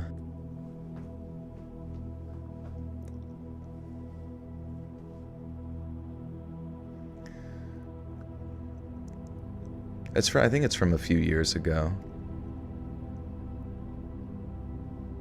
Never heard of it. The Other Lamp. The Other Lamp. No, it's The Other Lamb, like a sheep, you know what I mean? And it's about like a cult. And it fucking sucks. That's all I want to say about that movie. I was hoping somebody in here had watched it so I could bitch about it. But it's really, really bad. And I realized the reason it was so bad was because the person who wrote it didn't base it on any sort of like knowledge of an actual cult or any experience they had or any knowledge of cults or fucking anything. Just imagine like you try to write a story just based on like your presuppositions of like groups, you know, but you had no background for any of the characters, no reasoning. You had some idea of like symbolism, but beyond that, like none of your story like made any sense and was just filled with like pointless and stupid plot holes. That's what that movie was. It was really, really fucking bad. But I was like, you know, the way they could have just mitigated all of that was to just base the movie loosely around like a real cult. And then you could have done all the shit that you wanted to do to like, you know, complain about men or cults or whatever the fuck. And then You would have been fine, but instead they just like kind of winged it and it was dog shit. But the acting was good and the cinematography was very good and the atmosphere and music was pristine. So it was actually just really, really sad that the writing was just non-existent for the most part. Did you ever read the book 1 Second After? I have not. What's that about?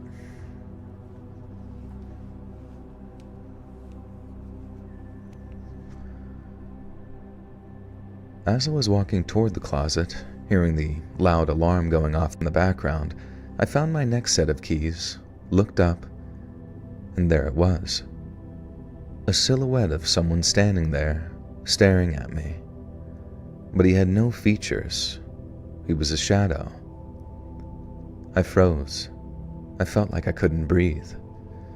For those of you who have not experienced something like this before, it is literally a 78th sense.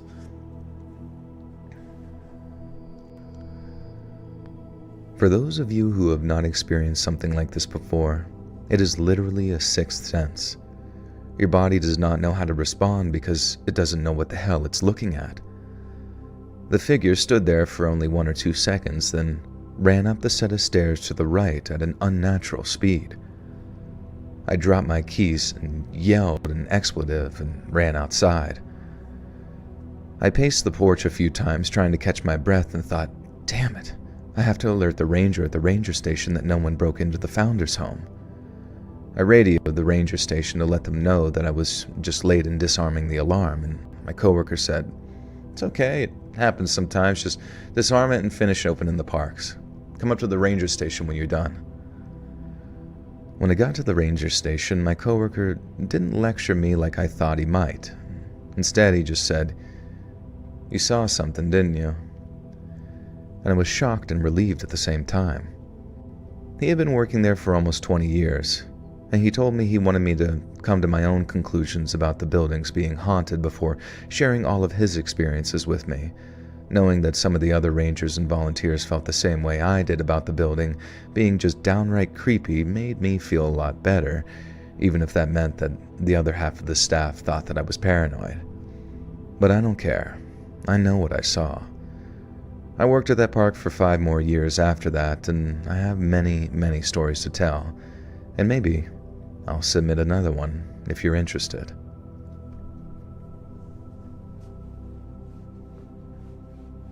They fire him, yeah. You saw a ghost? You're schizophrenic, get him out of here. Hola amigos, saludos de Sara Cotero, México. Thanks, Chris. Okay, well that was technically the last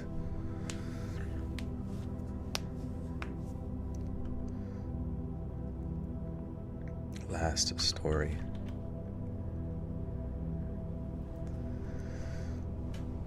What am I looking at? Google Docs. Sorry. Gotta remember where I am. I'm getting cold. My brain is starting to slow down a little bit. But, excuse me. Hola, hola.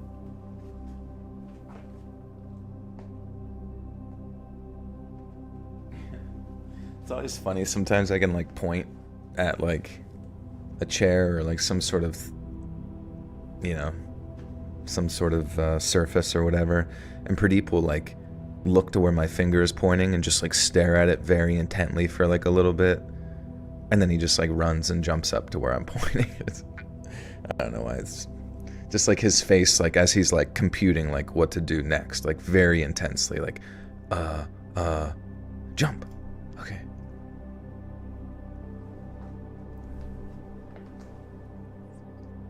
Attack. Also, I got a funny email related to burps. What does it say? It was recently. The subject says, "You burbed in an episode." Burbed spelled B-U-R-B-E-D. And it says, "Hi, Victor."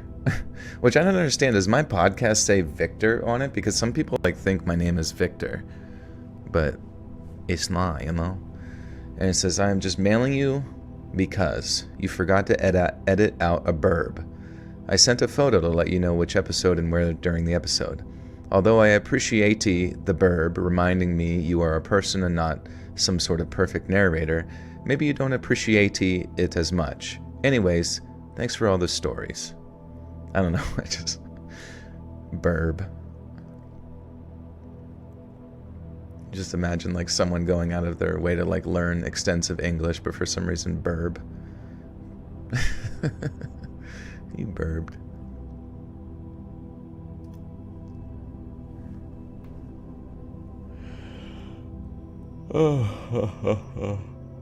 Any scary video game themed episodes? Not that I know of. The scariest banned video games ever. Oh yeah, there was a funny burp moment I saw on the Reddit. That's pretty good. Alright guys, think of something funny. Should we do the rose and remember to charge your rose toy under the full moon? I thought that was pretty good. Hey friends, thanks for listening. Click that notification bell to be alerted of all future narrations. I release new videos every Monday and Thursday at 9 p.m. EST, and there are super fun live streams on Sundays and Wednesday nights. If you got a story, be sure to submit them over my email, letsreadsubmissions@gmail.com, and you might even hear your story featured on the next video. And if you want to support me even more, grab early access to all future narrations and bonus content over on Patreon, or click that big join button to hear about the extra perks for members of the channel. And check out the Let's Read podcast, where you can hear all of these stories in big compilations, located anywhere you listen to podcasts. All links in the description below. Thanks so much, friends. And remember, be sure to charge your rose toy under the full moon.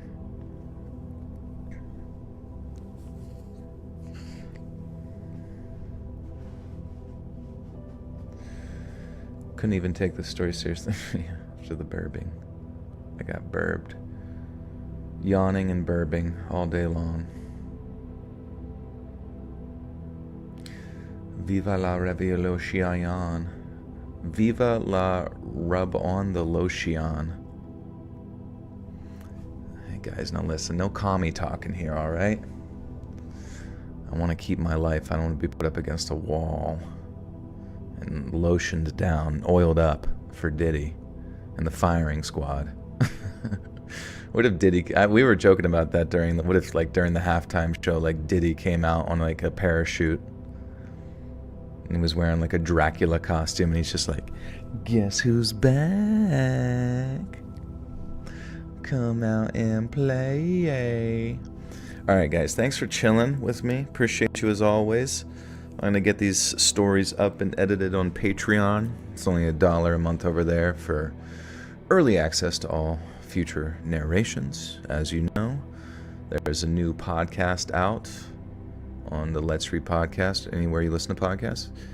And I'll get this up on YouTube, same time, same place, Mondays and Thursdays, 9 p.m. EST. Otherwise, I'll catch you this weekend, some point, probably Sunday, with another live stream. But be sure to follow me on Instagram at letsread.official.